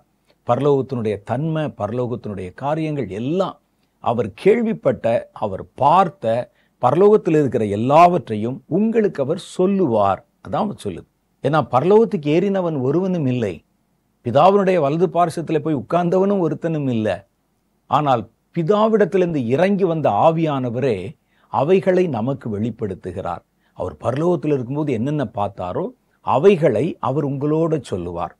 அப்ப இதுக்கு நம்ம என்ன செய்யணும்? நீங்க கேட்டீங்கன்னா சொல்லுவார். நீங்க சும்மா இருக்கும்போது வலுக்கட்டாம கேளு கேளு கேளுன்னு சொல்ல மாட்டார். நம்ம கேட்கணும். பரலோகம் எப்படி இருக்கும், நீர் பார்த்த தேவன் எப்படிப்பட்டவர், அங்க இருக்கக்கூடிய தன்மைகள் என்ன, அதை சொல்றதுக்கு தான் ஆவியானவர் உங்க கூட இருக்கிறாரு. அப்போ கர்த்தர் நம்ம கூட இருக்கும்போது நம்மை பயன்படுத்தி கொள்ளணும். அதை நீங்கள் பயன்படுத்தினால்தான் அந்த பயன்பாடு கிடைக்கும். நீங்க பேசாம இருந்துட்டா அவரும் பேசாமல் இருந்து விடுவார். அவர் யாவற்றையும் சொல்லி வரப்போகிற காரியங்களை உங்களுக்கு அறிவிப்பார். இன்னைக்கு நிறைய பேர் தீர்க்க தரிசனங்களை நம்புகிறது இல்லை. ஏன்னு கேட்டீங்கன்னா தீர்க்க தரிசனத்துல பல குளறுபடி இருக்குன்னு சொல்றாங்க. ஆனால் உண்மையாய் பரிசுத்த ஆவியானவரோடு இணைந்து வாழ்கிறவர்களுக்கு அந்த பரிசுத்த ஆவியானவர் இனி வரப்போகிற எல்லாவற்றையும் சொல்லுவார். அதுல எந்த சந்தேகமும் இல்லை. ஆனால் நாம் அதை பயன்படுத்தி கொள்வதில்லை. சில சமயத்துல அதை நம்ம எதற்கு கேட்கிறோம் என்பது கூட தெரியாம வரப்போகிறதை நம்ம தெரிந்து கொண்டால் மற்றவர்களுக்கு சொல்லி அதுல லாபம் சம்பாதிக்கலாம் நினைக்கும் போது தப்பாகி விடுகிறது. நம்ம உண்மையிலேயே அவரிடத்துல கேட்டா இனி அடுத்து என்ன நடக்க போகுது, நாம் எப்படி வாழணும், நம்ம எப்படி வரக்கூடிய ஆபத்துகளிலிருந்து நம்ம தப்பித்து கொள்ளணும் என்பதை அவர் சொல்லுவார். இன்னைக்கு நிறைய பேர் சொல்லுவாங்க கர்த்தர் அப்படிலாம் பேச மாட்டார்னு. இது நான் சொல்லல, இயேசு சொல்லுகிறார். பரிசுத்த ஆவியானவர் உங்களிடத்துல இருந்தா அவர் வரப்போகிற காரியங்களை உங்களுக்கு சொல்லுவார் அப்படின்னு போட்டிருக்கு. அப்புறம் எப்படி சொல்ல மாட்டார்? நீங்க சொன்னா எப்படி சொல்லாம இருப்பாரு? அவர் கண்டிப்பா உங்களிடத்துல வரப்போகிற காரியங்களை உங்களுக்கு அறிவிப்பார். அது அவர்தான் பேசுகிறார் என்பதை நம்ம எப்படி அறிந்து கொள்ள முடியும் அப்படின்னா, அவர் என்னுடையதில், அதாவது இயேசு கிறிஸ்துவினிடத்தில் இருக்கிற காரியங்களை எடுத்து உங்களுக்கு சொல்றதுனால அவர் இயேசுவை மகிமைப்படுத்துவார். இதுதான் அடையாளம். கர்த்தர் ஒரு காரியத்தை நமக்கு வெளிப்படுத்தி சொன்னாலும் பரலோகத்தை பற்றின காரியங்களை நமக்கு வெளிப்படுத்தி சொன்னாலும், இனி வரப்போகிற காரியங்களை வெளிப்படுத்தி சொன்னாலும், ஆவியானவர் என்ன செய்வார்னு கேட்டா, இயேசுவை மகிமைப்படுத்துவார். இயேசுவை மகிமைப்படுத்தி காரியங்களை சொன்னா அது கர்த்தருடைய ஆவியானவர் என்பதை நம்ம விளங்கி கொள்ளலாம். சில ஆட்கள் பார்த்தீங்கன்னா தங்களை மகிமைப்படுத்துவாங்க. எனக்கு அதெல்லாம் தெரியும், எனக்கு இந்த காரியங்களை கர்த்தர் சொல்லிவிட்டார் அப்படின்னு சொல்லி தங்களை மையப்படுத்தி தங்களை மற்றவர்கள் நடுவிலிருந்து வேறு பிரித்து காட்ட ஒரு கூட்டம் வேலை செய்வாங்க. நீங்க ரொம்ப கவனமா இருக்கணும். சிலர் அவங்களை பார்க்கும்போதே நமக்கு தெரியும், அவங்க தங்களை மேன்மைப்படுத்துவாங்க. தாங்கள் ஆடம்பரமாக, தாங்கள் ஒரு பெரிய மனிதர்களைப் போல, மற்ற மனிதர்களிடத்திலிருந்து விசேஷமானவர்களைப் போல, வித்தியாசமானவங்களைப் போல, இயற்கைக்கு மேற்பட்டவங்களைப் போல, இயற்கைக்கு அப்பாற்பட்டவர்களைப் போல தங்களை காண்பித்துக் கொள்வார்கள். கடவுளுடைய நேரடி பிரதிநிதி மாதிரி காமிப்பாங்க. அதெல்லாம் தங்களை மகிமைப்படுத்திக் கொள்ளுகிற, தங்களை பிரஸ்தாபப்படுத்திக் கொள்ளுகிற காரியங்கள். புது கிறிஸ்தவர்கள் இதுல ரொம்ப ஜாக்கிரதையா இருக்கணும். ஏன்னா உங்களை சுற்றிலும் இருக்கிற ஊழியர்கள்ல இயேசுக்கு உண்மையாய் ஊழியம் செய்கிறவங்களும் இருக்கிறாங்க, தங்களை பெருமைப்படுத்துகிறவர்களும் இருக்கிறாங்க. தங்களை பெருமைப்படுத்துகிறவர்கள் கர்த்தரால கற்பிக்கப்பட்டவர்கள் அல்ல. ஏன்னா வேதம் இங்கே சொல்லுது, அவர் ஒரு காரியத்தை உங்களுக்கு சொன்னா அதுல இயேசுவைத்தான் முன்னிலைப்படுத்துவார், இயேசுவைத்தான் மகிமைப்படுத்துவார். இதை வச்சு நீங்க உண்மையிலேயே பரிசுத்த ஆவியானவர் தான் என்னிடத்தில் வெளிப்படுத்தி பேசுகிறார் அல்லது இந்த ஊழியர் மூலம் வெளிப்படுத்தி பேசுகிறார் என்பதை தெளிவாக நாம் அறிந்து கொள்ள முடியும். 1 யோவானுடைய புஸ்தகம் 2வது அதிகாரம் 20வது வசனம் 27வது வசனம் நமக்கு என்ன சொல்லுது அப்படின்னா, நீங்கள் பரிசுத்தராலே அபிஷேகம் பெற்று சகலத்தையும் அறிந்திருக்கிறீர்கள். அப்போ ஆவியானவரோட நீங்க இணைஞ்சு வாழும்போது அவர் உங்களோட பேசி பேசி பேசி பரலோகத்தின் ஞானத்தையும் சத்தியத்தை குறித்த ஞானத்தையும் நீங்கள் திரளாக அடைந்து கொள்ள உங்களுக்கு உதவி செய்வார். அப்படிப்பட்டவங்களை பார்த்தாலே உங்களுக்கு தெளிவா தெரியும் அவங்ககிட்ட கர்த்தர் பேசுகிறார். அப்ப கர்த்தர் நிறைய பேசத்தான் பரலோக ஞானம், சத்தியத்தை குறித்த ஞானம் அவர்களுடைய வார்த்தையிலே வெளிப்படும். அடுத்தவர் சொல்றார், நீங்கள் அவரால் பெற்ற அபிஷேகம் உங்களில் நிலைத்திருக்கிறது. ஒருவரும் உங்களுக்கு போதிக்க வேண்டியதில்லை. அந்த அபிஷேகம் சகலத்தையும் குறித்து உங்களுக்கு போதிக்கிறது. அது சத்தியமாயிருக்கிறது. அப்ப சத்தியத்தை குறித்து நீங்க பர்சனலா கர்த்தரிடத்துல உட்கார்ந்து பேசினா கர்த்தர் காரியங்களை நமக்கு வெளிப்படுத்தி காட்டுகிறார். சில சமயத்துல கர்த்தர் பேசுவதை நம்மால விளங்கி கொண்டாலும் முழு பொருளை விளங்கி கொள்ள முடியாம போயிடும். அதற்கு உதவி செய்யத்தான் நமக்கு சபைகள், ஊழியர்கள், மூத்த தலைமுறை சேர்ந்தவங்க இருக்கிறாங்க. கர்த்தருடைய அபிஷேகம் எனக்குள்ள இருக்குது, வசனமே சொல்லிருச்சு, யாரும் உங்களுக்கு போதிக்க வேண்டியதில்லை, நான் சர்ச்சுக்கு போக மாட்டேன், யார் பேசுறேன் கேட்க மாட்டேன் நீங்க நினைக்க கூடாது. உங்களை வழிநடத்துவதற்கு கொஞ்சம் மேலான அனுபவங்கள் உள்ளவர்களை கர்த்தர் உங்களை நடத்துவதற்கான மேய்ப்பர்களாக வைத்திருக்கிறார். அவங்களுக்குள்ளே பரிசுத்த ஆவியானவர் தானே இருக்கிறாரு. அந்த ஆவியானவர் உங்களை கற்பித்து வழி நடத்துகிறார் என்பதை நம்ம விளங்கி கொள்ளணும். அப்ப 2வது காரியமாக அவர் என்ன செய்கிறார் அப்படின்னு கேட்டீங்கன்னா, ஆவியானவர் நம்முடைய பலவீனங்களிலே நமக்கு உதவி செய்கிறார். மனிதர்களை உங்களுக்கு தெரியும், மண் பாண்டம். நாமளா தான் பெருமையா பேசிட்டு இருப்போம், உடம்ப பாத்தியா, என்னுடைய வயிற்றை பாத்தியா, 7 ஸ்டெப் இருக்கு எல்லாம் சொல்லி கொண்டிருப்போம். ஆனால் வேதம் சொல்லுகிறது மண்ணு நம்முடைய உடல். ஒரு சின்ன ஒரு விஷயம் ஏதாவது தட்டிருச்சுன்னா போச்சு, கை உடைஞ்சிரும், கால் உடைஞ்சிரும். ஒரு சின்ன ஒரு வியாதி கிருமி, கொரோனா, அது வரும்பொழுது பாருங்க, நல்ல பெரிய பெரிய உடல் அமைப்பு உள்ளவர்கள், பாடி பில்டர்ஸ் கூட அந்த சின்ன கிருமி பாதித்து மரித்து போனதை பார்க்கிறோம். நாம தான் நினைத்து கொண்டிருக்கிறோம் நம்ம சாவாமை உள்ளவர்கள் போல, நம்ம சரீரத்தை நல்லா டியூன் பண்ணி வச்சிருக்கிறோம், நம்மால எல்லாம் சாதிக்க முடியும், நெஞ்சை நிமிர்த்தி நடக்கிறோம் என்று. வேதம் சொல்லுது, கர்த்தர் மனிதனை பார்க்கும்போது எப்படி பார்க்கிறார் தெரியுமா? நம்முடைய உருவம் இன்னதென்று அவர் அறிந்திருக்கிறார், நம்மை மண்ணென்றே அவர் நினைவு கூறுகிறார். என்ன ஆரோக்கியமா இருக்கிறவங்க கூட கொஞ்ச நாள் வாழ்க்கை நடத்தலாம், ஆனால் யாருமே சாஸ்வதமாக இருந்துவிட முடியாது. மனிதன் பலவீனமானவன். வேதம் சொல்லுது, ஆவியானவர் நம்முடைய பலவீனங்களிலே நமக்கு உதவி செய்கிறார். நீங்க எந்தெந்த இடத்துல பலவீனமா இருக்கீங்களோ ஆவியானவர் உங்களுக்கு உதவி செய்ய வல்லவராக இருக்கிறார். ரோமருடைய புஸ்தகம் 8வது அதிகாரம் 26வது வாக்கியம் நமக்கு அதை சொல்லுகிறது. அந்தப்படியே ஆவியானவரும் நமது பலவீனங்களில் நமக்கு உதவி செய்கிறார். நாம் ஏற்றபடி வேண்டிக் கொள்ள வேண்டியது இன்னது என்று அறியாமல் இருக்கிறபடியினால் ஆவியானவர் தாமே வாக்கு கடங்காத பெருமூச்சுகளோட நமக்காக வேண்டுதல் செய்கிறார். நமக்கு ஜெபம் பண்றது கூட பலவீனம்.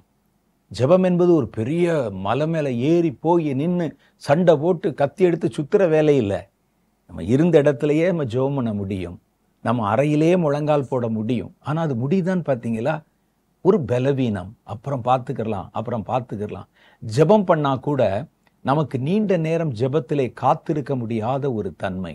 ஜெபத்தில் உட்கார்ந்தா கூட எதற்கு இன்னைக்கு ஜெபம் பண்ணணும் என்று நமக்கு விளங்காத ஒரு தன்மை. இந்த ஆவிக்குரிய பலவீனங்கள் நமக்குள்ள இருக்குல்ல, ஆவிக்குரிய பலவீனம் மாத்திரம் இல்லை, எந்த பலவீனத்திலும் பரிசுத்த ஆவியானவர் உங்களை பலப்படுத்துவதற்கு அவர் உங்களோட கூட இருக்கிறார். அது கர்த்தருடைய ஊழியத்தை செய்யும்போது தெளிவாக உங்களால் உணர்ந்து கொள்ள முடியும். பலவீனங்கள் சில சமயத்தில் நீங்கள் பார்த்தீங்கன்னா, ஒரு கர்த்தருடைய வார்த்தையை நாங்கள் பிரசங்கித்து கொண்டிருக்கும் போது 2 மணி நேரம் 3 மணி நேரம் கூட ஆகிவிடும். அப்படி 2 மணி நேரம் 3 மணி நேரம் நிலையா ஒரு இடத்துல நிற்கணும், விடாம பேசணும். ஆனால் பேசும்போது எந்த பலவீனம் தெரியாது. ஆனால் அதே நேரத்தில் வேற ஏதாவது ஒரு காரியத்திற்கு ஒரு 10 நிமிஷம் நிற்க வேண்டி வந்தால் கூட நமக்கு நிற்க முடியாது, எனக்கு நிற்க முடியாது. ஒரு 10 நிமிஷம் நிற்கணும் அப்படின்னு சொன்னால் கால் ஒரு மாதிரி சோர்ந்து போயிடும். ஆனால் கர்த்தருடைய ஊழியத்தை செய்யும்போது, கர்த்தருடைய வார்த்தைகளை பேசும்போது அதிகபட்சம் 4 மணி நேரம் கூட நான் அசையாமல் ஒரு இடத்துல நின்று பிரசங்கம் பண்ணி இருக்கிறேன். அதுக்கு பிறகு வந்த பிறகு நான் யோசிச்சு பார்ப்பேன், எப்படி நம்மால் இப்படி பேச முடிந்தது? இவ்வளோ நேரம் நமக்கு நிற்க முடியாதே, நம்முடைய கால்களிலே அந்த பலம் இல்லையேன்னு.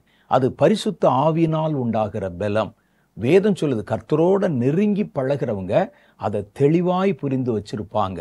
நமக்கு ஒரு மாதிரி டயர்ட்னஸ் இருக்கும், சோர்வு இருக்கும். ஆனால் ஊழியம் செய்ய வரும்போது அவைகள் எல்லாம் மாறி போய் விடுகிறதை நம்மால் தெளிவாக பார்க்க முடிகிறது. பவுல் என்ற அப்போஸ்தலனை உங்களுக்கு தெரியும். அவர்தான் கர்த்தருக்குன்னு ரொம்ப வைராக்கியமான காரியங்களை செய்தவர். தேசத்தினுடைய பல பகுதிகளிலே ஆசியா மைனர் என்று சொல்லுகிற ஏரியா முழுசும் அவர் பிரயாணம் பண்ணி கர்த்தருடைய ஊழியத்தை செய்தவர். அவருக்கு சரீரத்தில் ஒரு பலவீனம் இருந்தது.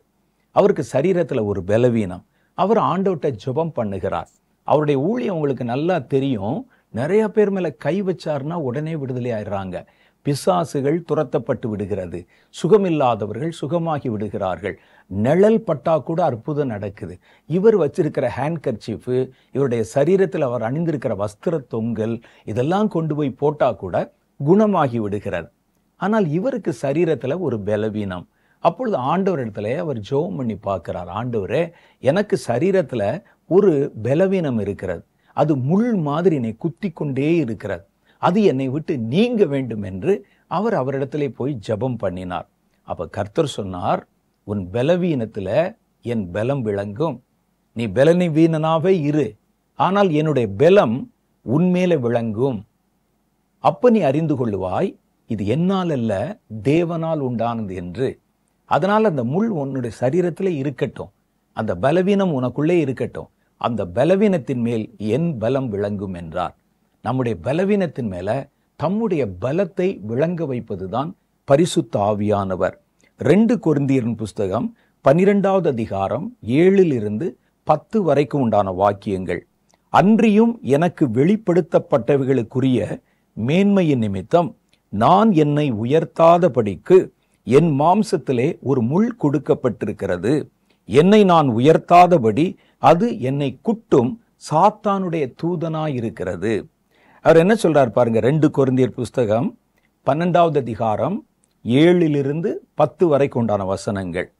எனக்கு வெளிப்படுத்தப்பட்டிருக்கிற ஆவிக்குரிய காரியங்களின் மேன்மையின் நிமித்தம் நான் என்னை உயர்த்தாதபடிக்கு, பார்த்தீங்களா, யாருக்கும் தெரியாத எனக்கு தெரியும், வேதத்தின் சத்தியம் தெரியும், நான் தான் வேதத்தில் ஒரு பெரிய ஞானி என்று நான் என்னை உயர்த்தாதபடிக்கு என் மாம்சத்திலே ஒரு முள் கொடுக்கப்பட்டிருக்கிறது.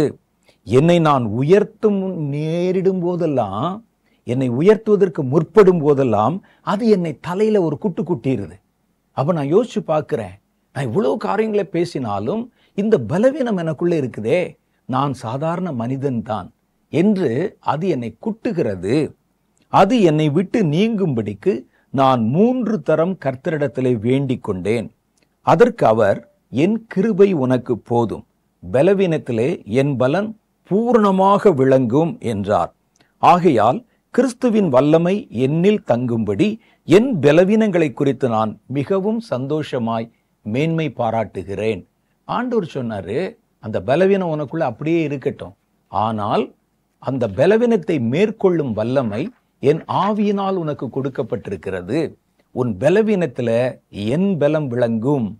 அப்ப நீ நல்லா புரிஞ்சுக்கிருவ, இது என்னால் உண்டானதல்ல, இது தேவனால் உண்டானது என்பதை நீ தெளிவாய் புரிந்து கொள்வாய் அப்படின்னு கர்த்தர் அவருக்கு சொன்னார். அந்தபடி நான் பலவீனமாய் இருக்கும் போதே பலமுள்ளவனாய் இருக்கிறேன். ஆகையால் கிறிஸ்துவின் நிமித்தம் எனக்கு வரும் பலவீனங்களிலும் நிந்தைகளிலும் நெருக்கங்களிலும் துன்பங்களிலும் இடுக்கண்களிலும் நான் பிரியப்படுகிறேன். அந்த பலவீனத்து நிமித்தம் நான் ரொம்ப சந்தோஷப்படுகிறேன். இந்த பலவீனம் இருக்கிறதுனால தான் அந்த இடத்துல கர்த்தருடைய பலம் விளங்குகிறது. அப்ப கர்த்தருடைய ஆவியானவர் நமக்கு நம்முடைய பலவீனங்களுக்கு ஒரு பலனை கொடுக்கிற ஆற்றல் உள்ளவராக இருக்கிறார். நம்முடைய பலவீனங்களை மாற்றி பலவீனத்தில் ஒரு பலத்தை கர்த்தர் கட்டளிடுகிறார். அதைத்தான் சொல்லுது, பரிசுத்த ஆவியானவர் நம்முடைய பலவீனங்களில் நமக்கு உதவி செய்கிறவராக இருக்கிறார். ஜெபம் பண்றதுல பலவீனமா, உபவாசம் பண்றதுல பலவீனமா, ஒரு ஊழியம் செய்கிறதுல பலவீனமா, அல்லது சரீர பலவீனமா, அவைகளில் கர்த்தர் உங்களோடு கூட தம்முடைய ஆவியின் பலத்தை வைத்து பலப்படுத்துகிறதை பார்க்கிறோம். அப்ப நமக்கு நல்லா தெரிஞ்சிருது, இது ஆவியானவருடைய கிரியை என்பதை நாம் விளங்கி கொள்ள முடிகிறது. 3வது காரியம் பாருங்க, நம்மில் பரிசுத்த ஆவியானவர் வரும் பொழுது நமக்குள்ள புதிய சுபாவங்களை கொண்டு வருகிறார். நமக்குள்ள இதெல்லாம் இருந்ததில்லை. நம்ம இதுக்கு முன்னால மாம்ச பிரகாரமாய் வாழ்ந்த போது சுயமாய் வாழ்ந்து கொண்டிருந்தோம். நமக்கு போகத்தான் மற்றவர்களுக்கு, நாம தான் முதல்ல முன்னணி என்று சொல்லி எல்லாவற்றையும் நமக்கென்று வைத்து கொண்டோம். நமக்கு தேவையானது ஒரு இடத்துல இருந்தா அதை அபகரித்து கொள்ள கூட நம்ம முற்பட்டோம். ஆனால் பரிசுத்த ஆவியானவர் வந்தபோது நிறைய புதிய குணங்கள், புதிய சுபாவங்கள் எல்லாம் நமக்குள்ளே புதிதாக புறப்பட்டு வர ஆரம்பிக்குது. ஆவியானவருக்குள்ள வந்த உடனே அப்பதான் நம்ம பக்கத்தில் இருக்கிறவர்களை கவனிக்க ஆரம்பிக்கிறோம். நான் பரிசுத்த ஆவியினுடைய அபிஷேகத்தை பெற்ற பிறகு அதுக்கு முன்னால என்னுடைய ராமநாதபுரம் பகுதியில் சாயந்தர நேரங்களில் வெளியே அப்படி நடந்து போவேன், காலையில் நடந்து போவேன், ஊர் சுற்றி கொண்டே இருப்பேன். ஒரு நாள் கூட அந்த மனிதர்களை குறித்த ஒரு பாரம் எனக்குள்ளே வந்ததில்லை. அதே நான் எனக்கு நன்றாக ஞாபகம் இருக்கிறது. பரிசுத்த ஆவியின் அபிஷேகத்தை பெற்ற பிறகு, கர்த்தரை சொந்த இரட்சகராக ஏற்றுக்கொண்ட பிறகு, அந்த பட்டணத்தில் நான் நடக்கும்போது சாயந்தர நேரங்களில் என் மனதிலே ஒவ்வொரு மனிதரையும் பார்க்கும்போது ஒரு இனம் புரியாத ஒரு பாரம், அவர்களை குறித்த ஒரு அக்கறை, அப்படியே என்னுடைய மனதிலே அப்படி ஒரு அழுக வரும், கண்ணீர் வருவது போல இருக்கும். ஐயோ ஆண்டோரே, இவர்களுக்கெல்லாம் யார் கர்த்தருடைய வார்த்தை சொல்லுவது? இவர்கள் உண்மை என்பதை அறியாமல் இருக்கிறாங்களே. நான் நினைச்சு பார்ப்பேன், நாம இப்படிலாம் அழுதது இல்லையே, நம்ம யாரை பற்றி யோசித்தது இல்லையே, நான் உண்டு என் வாழ்க்கை உண்டு என்று எனக்கு மாத்திரம் வாழ்க்கைன்னு தான் நினைச்சேன், யாரை பற்றி நம்ம கவலைப்பட்டது இல்லையே. ஏன் இந்த புதிய மாற்றம்? உங்க வாழ்க்கையில நிறைய புதிய மாற்றங்கள் ஆவியினாலே கொடுக்கப்படும். அது இயற்கையில உங்களோட இருந்ததில்லை. நீங்க பரிசுத்த ஆவியின் அபிஷேகத்தை பெற்றுக்கொண்ட பிறகு உங்கள் பழைய வாழ்க்கையை நீங்க திரும்பி பார்க்கணும், புதிய வாழ்க்கையோட ஒப்பிட்டு பார்க்கணும். ரெண்டையும் ஒப்பிட்டு பார்க்கும் பொழுது உங்களுக்குள்ள என்னென்னலாம் புதுசா வந்திருக்குதுன்னு பாருங்க, ஆச்சரியமாக இருக்கும். நிறைய டெஸ்டிமோனி கேட்டிருப்பீங்க, சாட்சி. குடிச்சிட்டு ராத்திரி சத்தம் போட்டுட்டு வீட்டுக்கு வருவேன், மனைவியை பற்றி கவலைப்பட மாட்டேன், அவளுக்கு அடி விழும். பிள்ளைகளை பற்றி கவலைப்பட மாட்டேன், அடி விழும். அவர்களுக்கு பயப்படுவாங்க, அப்பா வந்துருவாரோ அப்படின்னு சொல்லி குடிச்சிட்டு வந்துட்டா பயப்படுவாங்க. வீட்டை ஒரு வழி பண்ணி விடுவேன், யாரை பற்றியும் கவலைப்பட மாட்டேன். அப்படிதான் வாழ்ந்தேன். ஆனா இப்போ இயேசு என் வாழ்க்கையில வந்த பிறகு என் பிள்ளைகளை குறித்து கவலைப்படுகிறேன், மனைவியை குறித்து அக்கறைப்படுகிறேன், என் வீட்டுக்கு நேரப்பட வருகிறேன். எவ்வளவு சாட்சி கேட்டீங்க? இது இவங்களுடைய உண்மையான குணமான்னு கேட்டா இல்லை. அது பரிசுத்த ஆவியினாலே அவர்களுக்குள் அனுப்பப்பட்ட ஒரு வரம். அப்ப பரிசுத்த ஆவியானவர் பல புதிய குணாதிசயங்களை, பல புதிய சுபாவங்களை நமக்குள்ளே கொண்டு வருகிறார். கலாத்தியருடைய புஸ்தகம் 5வது அதிகாரம் 22வது வசனம் சொல்லுது, பரிசுத்த ஆவியானவர் வரும் பொழுது உங்களுக்குள்ள என்னென்னலாம் மாற்றம் உண்டாது பாருங்கள். ஆவியினுடைய கனியோ, கனின்னு சொன்னா விளைச்சல். ஆவியினுடைய ரிசல்ட் என்னன்னு கேட்டீங்கன்னா, அன்பு, சந்தோஷம், சமாதானம், நீடிய பொறுமை, தயவு, நற்குணம், விசுவாசம், சாந்தம், இச்சையடக்கம். இப்படிப்பட்டவைகளுக்கு விரோதமான பிரமாணம் ஒன்றுமில்லை. பாருங்க, இந்த குணமெல்லாம் நீங்கள் பெற்றுக்கொண்டிருக்கிற அல்லது பெறப்போகிற பரிசுத்த ஆவிக்குள்ளே இருக்கிற குணங்கள். இந்த குணத்தை உங்கள் வாழ்க்கையின் மூலம் அவர் பிரதிபலிக்க வைக்கிறார்.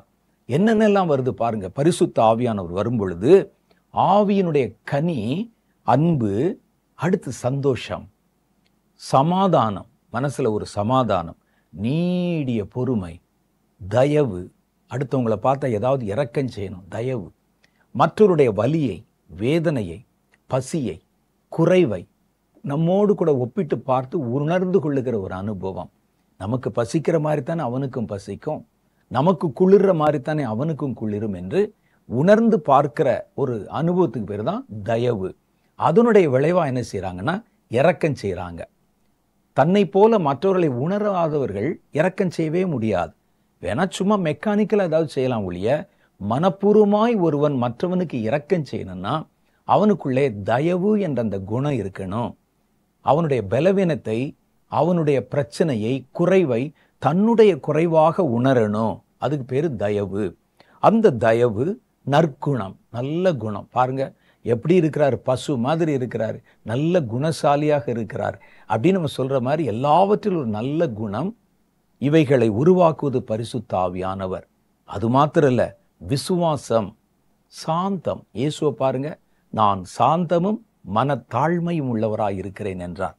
அந்த சாந்தத்தையும் இச்சை அடக்கம்.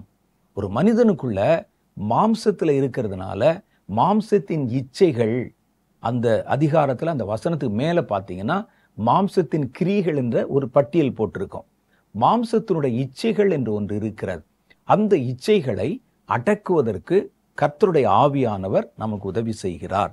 அப்ப இந்த நல்ல குணங்கள் எல்லாம் நமக்கு கொடுப்பது யாருன்னு பார்த்தா, நமக்குள்ளே இருந்து வந்தது அல்ல, அது பரிசுத்த ஆவியானவர் அவைகளை நமக்கு தருகிறார். அப்ப பரிசுத்த ஆவியில நிறையும் போது அந்த குணங்கள் உங்களுக்குள்ளே கனியாக பூக்க ஆரம்பிக்கும். அதற்கு நம்ம இடம் கொடுக்கணும். அந்தந்த குணாதிசயத்தை நீங்கள் நாடணும். பரிசுத்த ஆவியானவர் அந்த சுபாவத்தை பெற்றுக்கொள்ள தம்முடைய ஆவியின் பலத்தினாலே உங்களுக்கு உதவி செய்வார். அப்ப கர்த்தருடைய ஆவியானவர் நமக்குள்ளே அன்பை கொடுக்கிறார்னா அந்த அன்பை நீங்கள் வெளிக்காட்டணும். அவர் உங்களுக்குள்ளே சந்தோஷத்தை கொடுத்தால் அந்த சந்தோஷத்தை வெளியே காட்டணும். அவர் சாந்தத்தை, தயவை கொடுத்தால் அதை வெளியே காட்டணும். அப்படி ஒன்றும் இல்லாம அந்த குணங்கள் வரும்போது அந்த குணங்களை பயன்படுத்தினீங்கன்னா தான் அந்த குணங்கள் உங்களுக்குள்ளே பெருக ஆரம்பிக்கும். ஒரு கனி தோன்றுவதல்ல, கனிகள் திரளாக பெருகணும். அதிலே திரளான கனிகள் உண்டாகும்படி பிதாவானவர் அமர்ந்து அந்த கொடிகளை சுத்தப்படுத்துகிறார்னு வேதம் சொல்லுது. வெறும் கனிகள் அல்ல, திரள் கனிகள். அப்ப அந்த கனிகள் பெருகணும்னா எதை கர்த்தர் உங்களுக்குள்ளே கொடுத்தாரோ அதை நீங்க மற்றவர்களுக்கு பயன்படுத்தணும். உங்க வாழ்க்கையில நீங்கள் அவைகளை அபியாசப்படுத்தணும், கடைபிடிக்கணும். அப்போ அவைகள் பெருக ஆரம்பிக்கிறது. 4வது காரியம் பாருங்க, பரிசுத்த ஆவியானவர் நமக்குள்ளே வரும்போது அவர் நமக்கு பாவத்திலிருந்து விடுதலை தருகிறார். பாவத்தை கழுவினார்னு சொன்னோமே, அது வேற. பாவத்திலிருந்து விடுதலைனா, சில பாவங்கள் நீங்கள் செய்ய ஆரம்பிக்கும் போது அந்த பாவங்கள் நிரந்தரமா உங்களை கட்டி போட்டு விடும். சில பாவங்கள் ஒரு குறிப்பிட்ட சமயத்துல பண்ணிட்டு விட்டுருவாங்க. ஆனால் ஒரு சில பாவங்கள் தொடர்ந்து செய்கிற பாவம் இருக்கும்.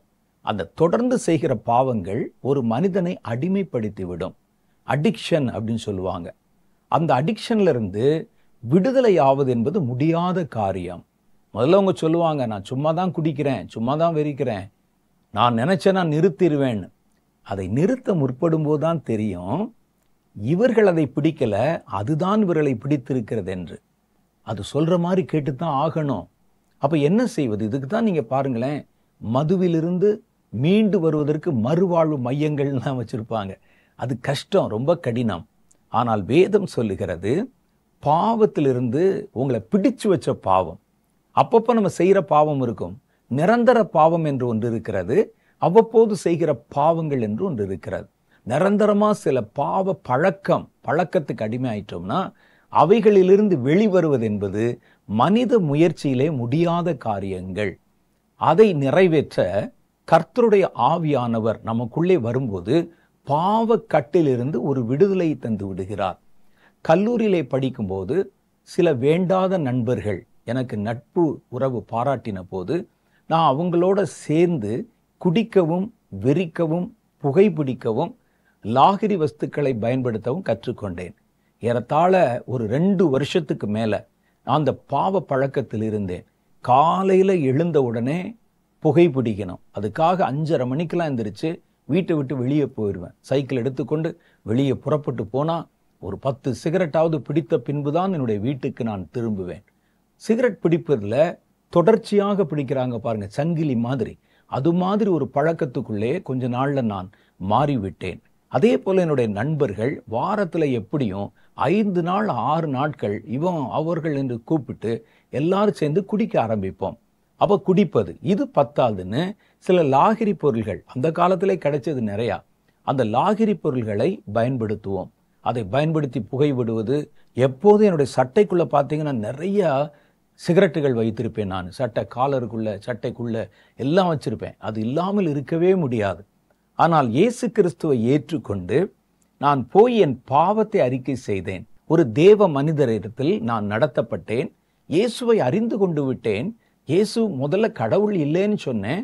அப்புறம் ஒரு கூட்டத்துக்கு போன போது இயேசுவை கடவுள் என்று ஏற்றுக்கொண்டு விட்டேன். ஆனாலும் இந்த பழக்கத்தை என்னால் விட முடியல.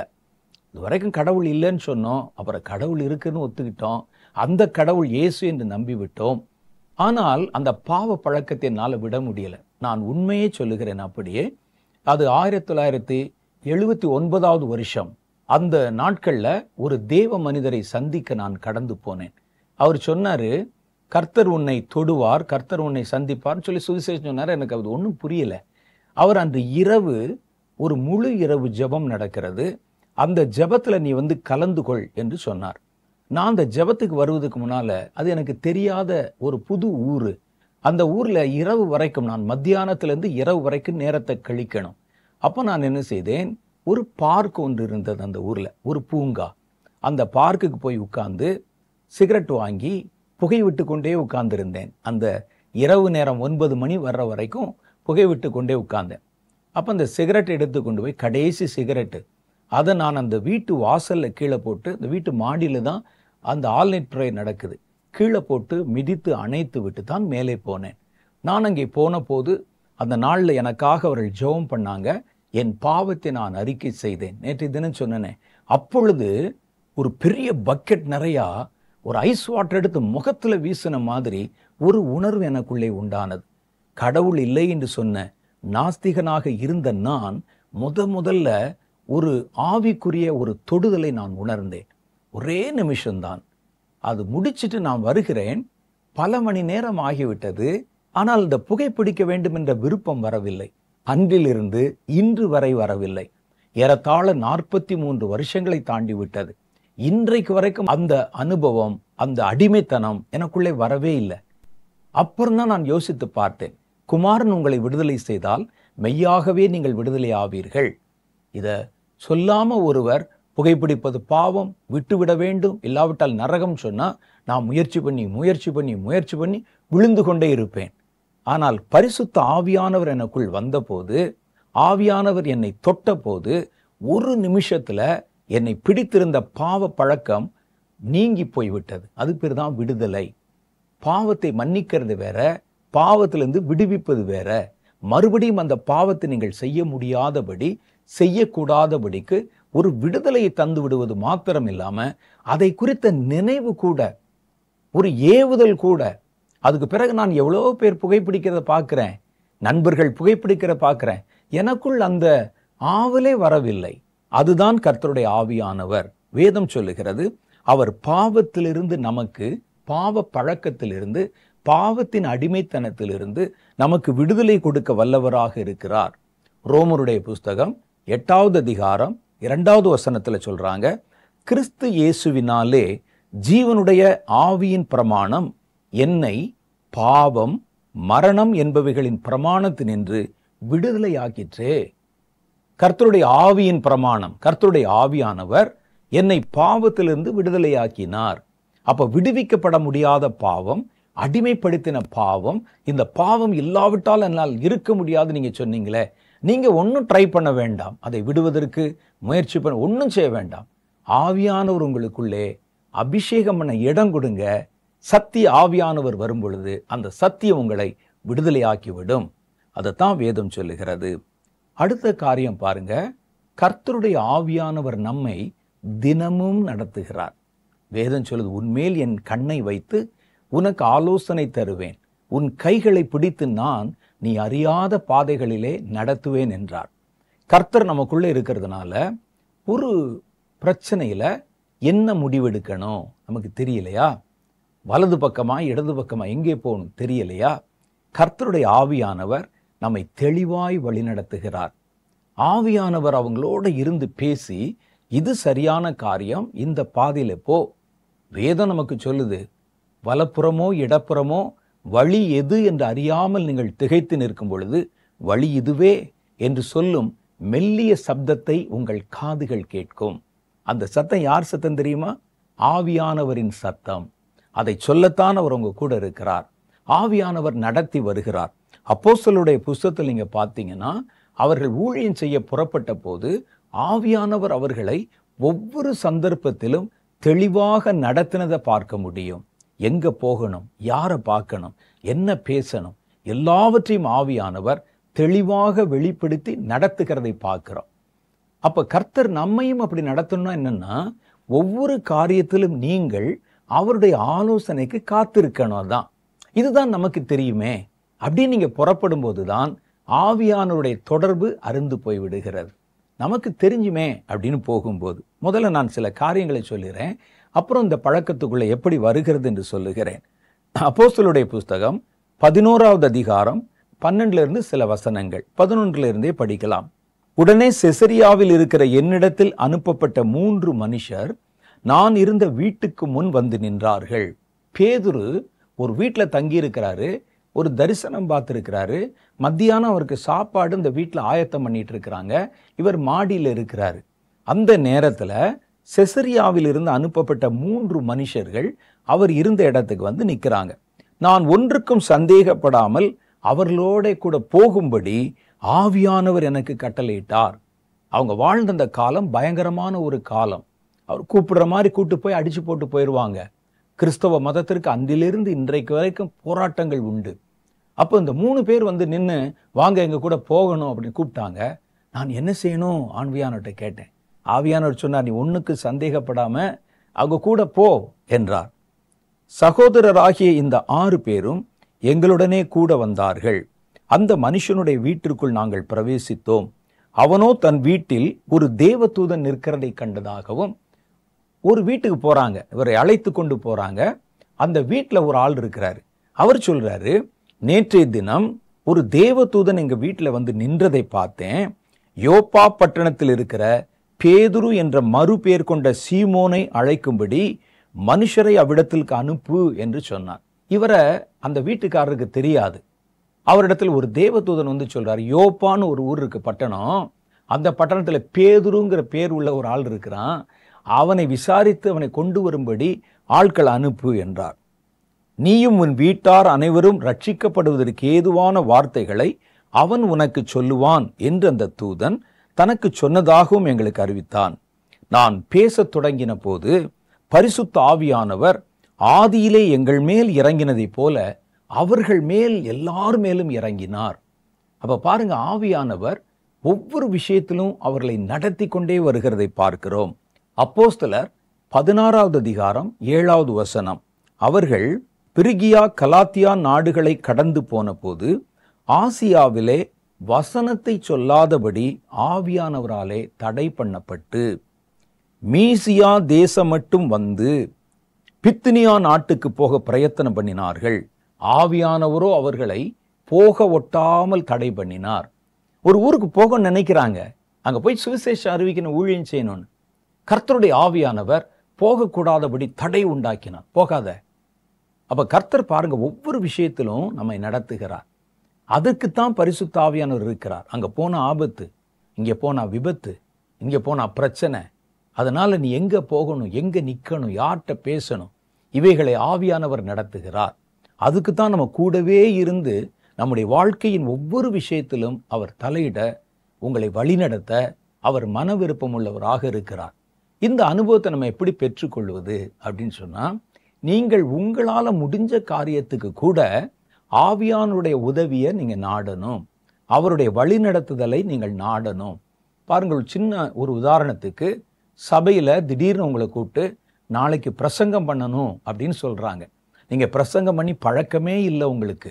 நீங்க என்ன செய்வீங்கன்னா, ஒரு வாரம் இருக்கிறது, அந்த வாரம் முழுசும் பைபிள் எடுத்து படிச்சு ஜெபம் பண்ணி, ஆண்டவரே நான் பேசணும், 1 மணி நேரம் பேசணும் அப்படின்னு நீங்க ஆயத்தப்படுவீங்க. அதே சபையில உங்களை நாளைக்கு சர்ச்சில் அல்லது இந்த வாரம் சர்ச்சில் ஆராதனை நேரத்தில் ஒரு 3 வசனம் நீங்க வாசிக்கணும்னு சொன்னா, நீங்கள் அதற்கு ரொம்ப அலட்டிக்கொள்ள மாட்டீர்கள். வசனம் எழுதியிருக்கிற வசனம் வாசிக்க போறோம், ஸ்கூல்ல படிச்ச மாதிரி. இதுக்கு எதுக்கு ஆவியானவர், இதுக்கு போய் நம்ம எதுக்கு ஜெபம் பண்ணணும் அப்படின்னு நம்ம நினைப்போம். நான் என்ன சொல்லுகிறேன்னா, உங்களுக்கு செய்ய தெரிந்த காரியத்தில் கூட ஆவியானுடைய உதவியை தேடுங்க. உங்களுக்கு செய்ய தெரியாத காரியத்தில் மாத்திரம் இல்லை, உங்களுக்கு நல்லா தெரியும், சர்வசாதாரணமாக தெரியும், அதுலேயுமே நீங்கள் ஆவியானுடைய துணையை நாடுங்கள். கொஞ்ச நாள் கஷ்டமா இருக்கும், அப்புறம் அது உங்களோடு கூட மெர்ஜாகி பழகிறோம்.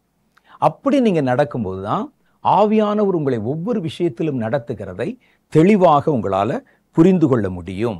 அப்போ ஒவ்வொரு இடத்திலும், குறிப்பாக ஊழியத்திற்கு போன போது, கர்த்தர் அவர்களை எங்க போகணும், எங்க நிக்கணும், எங்க பேசணும் என்பதை பற்றியெல்லாம் அவர் அவர்களுக்கு விளக்கமாக சொன்னார். அடுத்த காரியம் பாருங்க, ஆவியானவர் நமக்குள்ளே வரும்போது ஆவிக்குரிய வரங்களை தருகிறார்.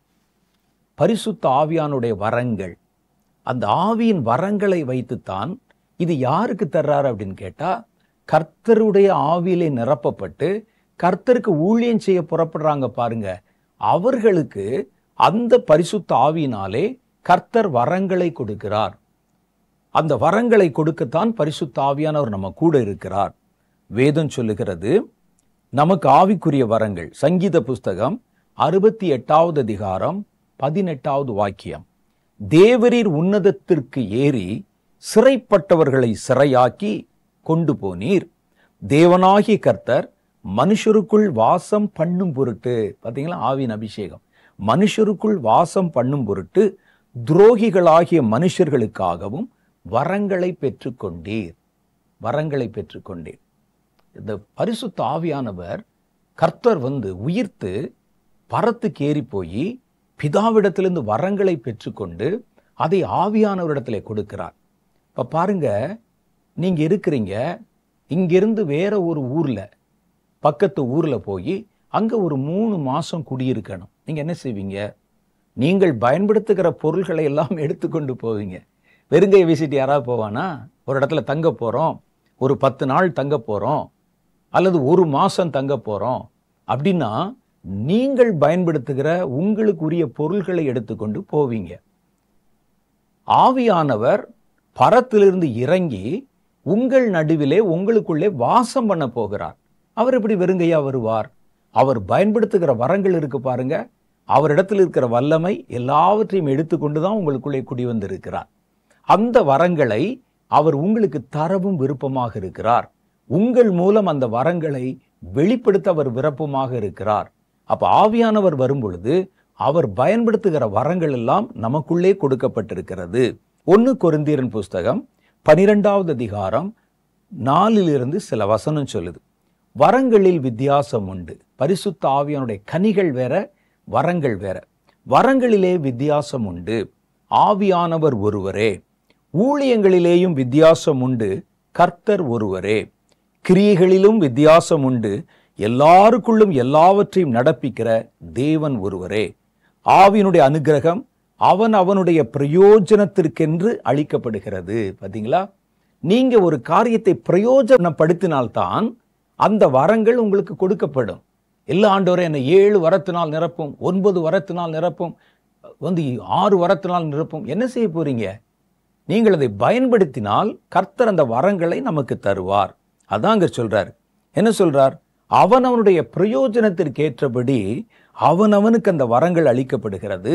எப்படியெனில் ஒருவனுக்கு ஆவியினாலே ஞானத்தை போதிக்கும் வசனமும், வேறொருவனுக்கு அந்த ஆவியினாலே அறிவை உணர்த்தும் வசனமும், வேறொருவனுக்கு அந்த ஆவியினாலே விசுவாசமும், வேறொருவனுக்கு அந்த ஆவியினாலே குணமாக்கும் வரங்களும், வேறொருவனுக்கு அற்புதங்களை செய்யும் சக்தியும், வேறொருவனுக்கு தீர்க்க தரிசனம் உரைத்தலும், வேறொருவனுக்கு ஆவிகளை பகுத்தறிதலும், வேறொருவனுக்கு பற்பல பாஷைகளை பேசுதலும், வேறொருவனுக்கு பாஷைகளை வியாக்கியானம் பண்ணுவதும் அருளப்படுகிறது என்று எழுதப்பட்டிருக்கிறது.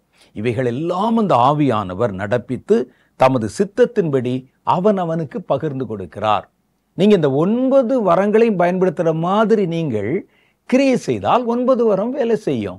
நீங்க எந்த அளவுக்கு அந்த வரங்களை பயன்படுத்த நினைக்கிறீங்களோ அந்த அளவுக்கு நமக்குள்ள இந்த வரங்களை கர்த்தர் கொடுக்கிறார் என்று வேதம் சொல்லுகிறது. அடுத்து பாருங்கள், இந்த அபிஷேகத்தை எப்படியெல்லாம் பெற்றுக்கொண்டிருந்திருக்கிறார்கள் அப்படின்னு வேதம் சொல்லுதுன்னா, முதல் காரியம், அபிஷேகத்தை பெற வேண்டி கர்த்தருடைய சமூகத்தில் காத்திருந்த போது அபிஷேகத்தை பெற்றிருக்கிறாங்க. அப்போஸ்தலருடைய புஸ்தகம் 2வது அதிகாரத்தில் பார்க்குறீங்க, அவர்கள் பெந்தகொஸ்தே என்ற நாள் வந்தபோது மேலறை வீட்டில் காத்திருந்தாங்க. அதுக்கு முன்னாலேயே அந்த பஸ்கா பண்டிகை நாள் அப்போ இருந்தே அவர்கள் காத்திருந்த போது 10 நாள் அளவும் அவர்கள் மேலறையிலே காத்திருந்தாங்க. அப்போதுதான் அவர்கள் கூடி வந்த இடம் அசைக்கப்பட்டு அவர்களுடைய கண்களுக்கு முன்பாக அக்னிமயமான நாவுகள் தோன்றி அவர்களை நிரப்பினது என்று அப்போஸ்தலர் புஸ்தகம் 2வது அதிகாரம் 1வது வசனம் சொல்லுது. இது நம்ம ஏற்கனவே அறிந்ததுதான். நான் உங்களுக்கு போன முறை நேற்றைய தினம் சந்தித்த போதே உங்களுக்கு விளக்கி சொன்னதுதான். 2வது காரியம் பாருங்க, கர்த்தருடைய வார்த்தைகளை கவனித்து நீங்கள் கேட்கும்போது, அந்த வார்த்தைகளோடு நீங்க உங்களை இன்வால்வ் பண்ணி கொள்ளும் போது பரிசுத்த ஆவியானவர் இறங்குவதற்கு வாய்ப்பு இருக்கிறது. அப்போஸ்தலருடைய புஸ்தகம் 10வது அதிகாரம் 44, 47 ஆகிய வசனங்கள்ல பேதுரு அந்த வீட்டுக்கு போனார், அவர்களுக்கு சுவிசேஷத்தை அறிவித்தார். குடும்பத்தார் எல்லாரும் அதை கவனித்து கேட்டுக்கொண்டிருந்தார்கள். வசனத்தை கேட்ட யாவர் மேலும் பரிசுத்த ஆவியானவர் பொழிந்தருளப்பட்டார். பார்த்தீங்களா? இப்போ வசனத்தை நீங்க வாசிக்கும் போதோ, வசனத்தை யாராவது சொல்ல கேட்கும் போதோ ஒரு இன்வால்மெண்ட்டோட கேட்டீங்கனாலே அந்த வசனம் பேசப்பட்டு கொண்டிருக்கும் போதே ஆவியின் வல்லமை பெறுகிறார்கள். 3வது காரியம் பாருங்க, ஊழியர்கள் மூலம் அந்த அபிஷேகம் கொடுக்கப்படுகிறது. அப்போஸ்தலருடைய புஸ்தகம் 9வது அதிகாரம் 17, 18 ஆகிய வசனங்களை படிச்சீங்கன்னா, பவுல் என்ற அப்போஸ்தலர் தான் கடந்து வருகிற வழியில, கர்த்தருடைய சபையை துன்புறுத்தணும்னு வருகிற வழியில கர்த்தர் அவரை சந்தித்தார். அவருடைய வெளிச்சத்தை பார்த்த பொழுது இவர் கண் அப்படியே மங்கி குருடாகி விட்டது. உடனே கர்த்தர் அவரிடத்துல பேசுகிறார், நீ போ, நேர் தெரு என்கிற தெருவுக்கு போ, அங்கே அனனியா என்கிற ஒரு மனுஷனிடத்துல போ அப்படின்னு சொல்லுகிறார். அனனியாவிடத்துல போய் கர்த்தர் பேசுகிறார், இன்றைய தினம் சவுல் என்பவன் உன்னிடத்துல வருவான், அவனை நீ உன்னிடத்தில் ஏற்றுக்கொண்டு சுவிசேஷத்தை சொல்லு. பயந்துட்டாரு. அவன் பயங்கரமான ஆளாச்சே, கொலைகாரனாச்சே என்று சொல்லி அவர் கேட்டபோது, இல்ல சொல்லு. அதே போல அவர் வருகிறார். அப்பொழுது அவர் சொல்றார் பாருங்க, அப்பொழுது அனனியா போய் வீட்டுக்குள் பிரவேசித்து அவன் மேல் தன் கையை வைத்து, சகோதரனாகிய சவுலே, நீ வந்த வழியே உனக்கு தரிசனமாகிய இயேசுவாகிய கர்த்தர் நீ பார்வை அடையும்படிக்கும் பரிசுத்த ஆவியினாலே நிரப்பப்படும்படிக்கும் என்னை அனுப்பினார். இப்ப சில ஊழியர்கள் மூலமாக கர்த்தர் பரிசுத்த ஆவியை நமக்கு கொடுக்கிறார். அப்போஸ்தலருடைய புஸ்தகம் 8வது அதிகாரம் 14 17 வரைக்கும் பார்த்தீங்கன்னா, அப்போஸ்தலர்கள் அவர்கள் மேலே கைகளை வைத்த போது பரிசுத்த ஆவியானவர் அவர்களுக்குள்ளே தந்தருளப்பட்டார் என்று வேதம் சொல்லுது.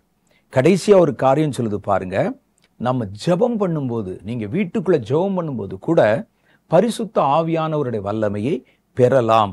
அப்போஸ்தலர் 4வது அதிகாரம் 31, அவர்கள் ஜெபம் பண்ணின போது அவர்கள் கூடியிருந்த இடம் அசைந்தது, அவர்கள் எல்லாரும் பரிசுத்த ஆவினாலே நிரப்பப்பட்டு தேவ வசனத்தை தைரியமாய் பேசினார்கள் என்று வேதம் சொல்லுது. அப்ப ஊழியர்கள் மூலம் பரிசுத்த ஆவியை பெறலாம், காத்திருந்து இந்த ஆவியை அபிஷேகத்தை பெறலாம், ஜெபம் பண்ணி பரிசுத்த ஆவியின் அபிஷேகத்தை பெறலாம். இதெல்லாம் தேவனுடைய வார்த்தைகளை கேட்கிறதுனால பரிசுத்த ஆவியின் அபிஷேகத்தை பெறலாம். இதெல்லாம் வேதத்தில் காட்டப்பட்டிருக்கிற காரியங்கள். நம்ம ஆவியானவரை பெற்றுக்கொள்ள என்ன செய்ய வேண்டும்? நமக்கு அது ஏற்கனவே நான் உங்களுக்கு சொல்லியிருக்கிறேன். முதல்ல பரிசுத்த ஆவியானவரை அறிந்து கொள்ளுங்கள். அறிந்து கொண்ட பிறகு அதை விசுவாசியுங்கள். எபேசியர் 1:14 நீங்கள் உங்கள் ரட்சிப்பின் சுவிசேஷமாகிய சத்திய வசனத்தை கேட்டு விசுவாசிகள் ஆன போது வாக்குத்தத்தம் பண்ணப்பட்ட பரிசுத்த ஆவியினால் அவருக்குள் முத்திரை போடப்பட்டீர்கள். 3வது காரியம் பாருங்க, ஊக்கமாய் அவரிடத்திலே கேளுங்கள். லூக்கா 11:13 பொல்லாதவர்களாகிய நீங்கள் உங்கள் பிள்ளைகளுக்கு நல்ல ஈவுகளை கொடுக்க அறிந்திருக்கும் போது பரமபிதா தன்னிடத்தில் வேண்டிக் கொள்ளுகிறவர்களுக்கு பரிசுத்த ஆவியை கொடுப்பது அதிக நிச்சயம் அல்லவா என்றார். நீங்க அவர்கிட்ட ஒரு பிள்ளை கேட்கிற மாதிரி கேட்டா, ஊக்கமா கேட்டா, அந்த பரிசுத்த ஆவியை கர்த்தர் கொடுக்க வல்லவராக இருக்கிறார். பரிசுத்த ஆவியானவர் ஏன் முக்கியம் பார்த்தீங்களா? என்னென்னலாம் கிரியை செய்கிறார் பார்த்தீங்களா? இந்த பரிசுத்த ஆவியானவருடைய அனுபவத்தை நீங்கள் பெற்றுக்கொள்ள வேண்டும். சிலர் சொல்லுவாங்க, நீங்க விசுவாசித்த போதே பரிசுத்த ஆவியானவரை பெற்றுக்கொண்டு விட்டீர்கள். இல்லை, ஏனென்றால் அப்போஸ்தலர் 19 வாசிச்சோம், நீங்கள் விசுவாசிகள் ஆன போது பரிசுத்த ஆவியை பெற்றீர்களா என்று கேள்வி கேட்டாங்க. இன்னைக்கு உங்களுக்கு தெரிஞ்சிருக்கும் இந்த அபிஷேகம் நமக்கு எத்தனை முக்கியம் என்று. மெய்யாகவே கர்த்தராகிய இயேசு கிறிஸ்து நம்மோட பேசி புதிய காரியங்களை செய்து நம்மை வழிநடத்தி இருக்கிறார். இன்னொரு வாரம் நான் உங்களை சந்திக்கும் போது வேறொரு புதிய செய்தியோடு உங்களை நான் சந்திக்கிறேன். அதுவரை கர்த்தராகிய தேவன் உங்களை ஆசீர்வதித்து காப்பாராக. ஆமென்.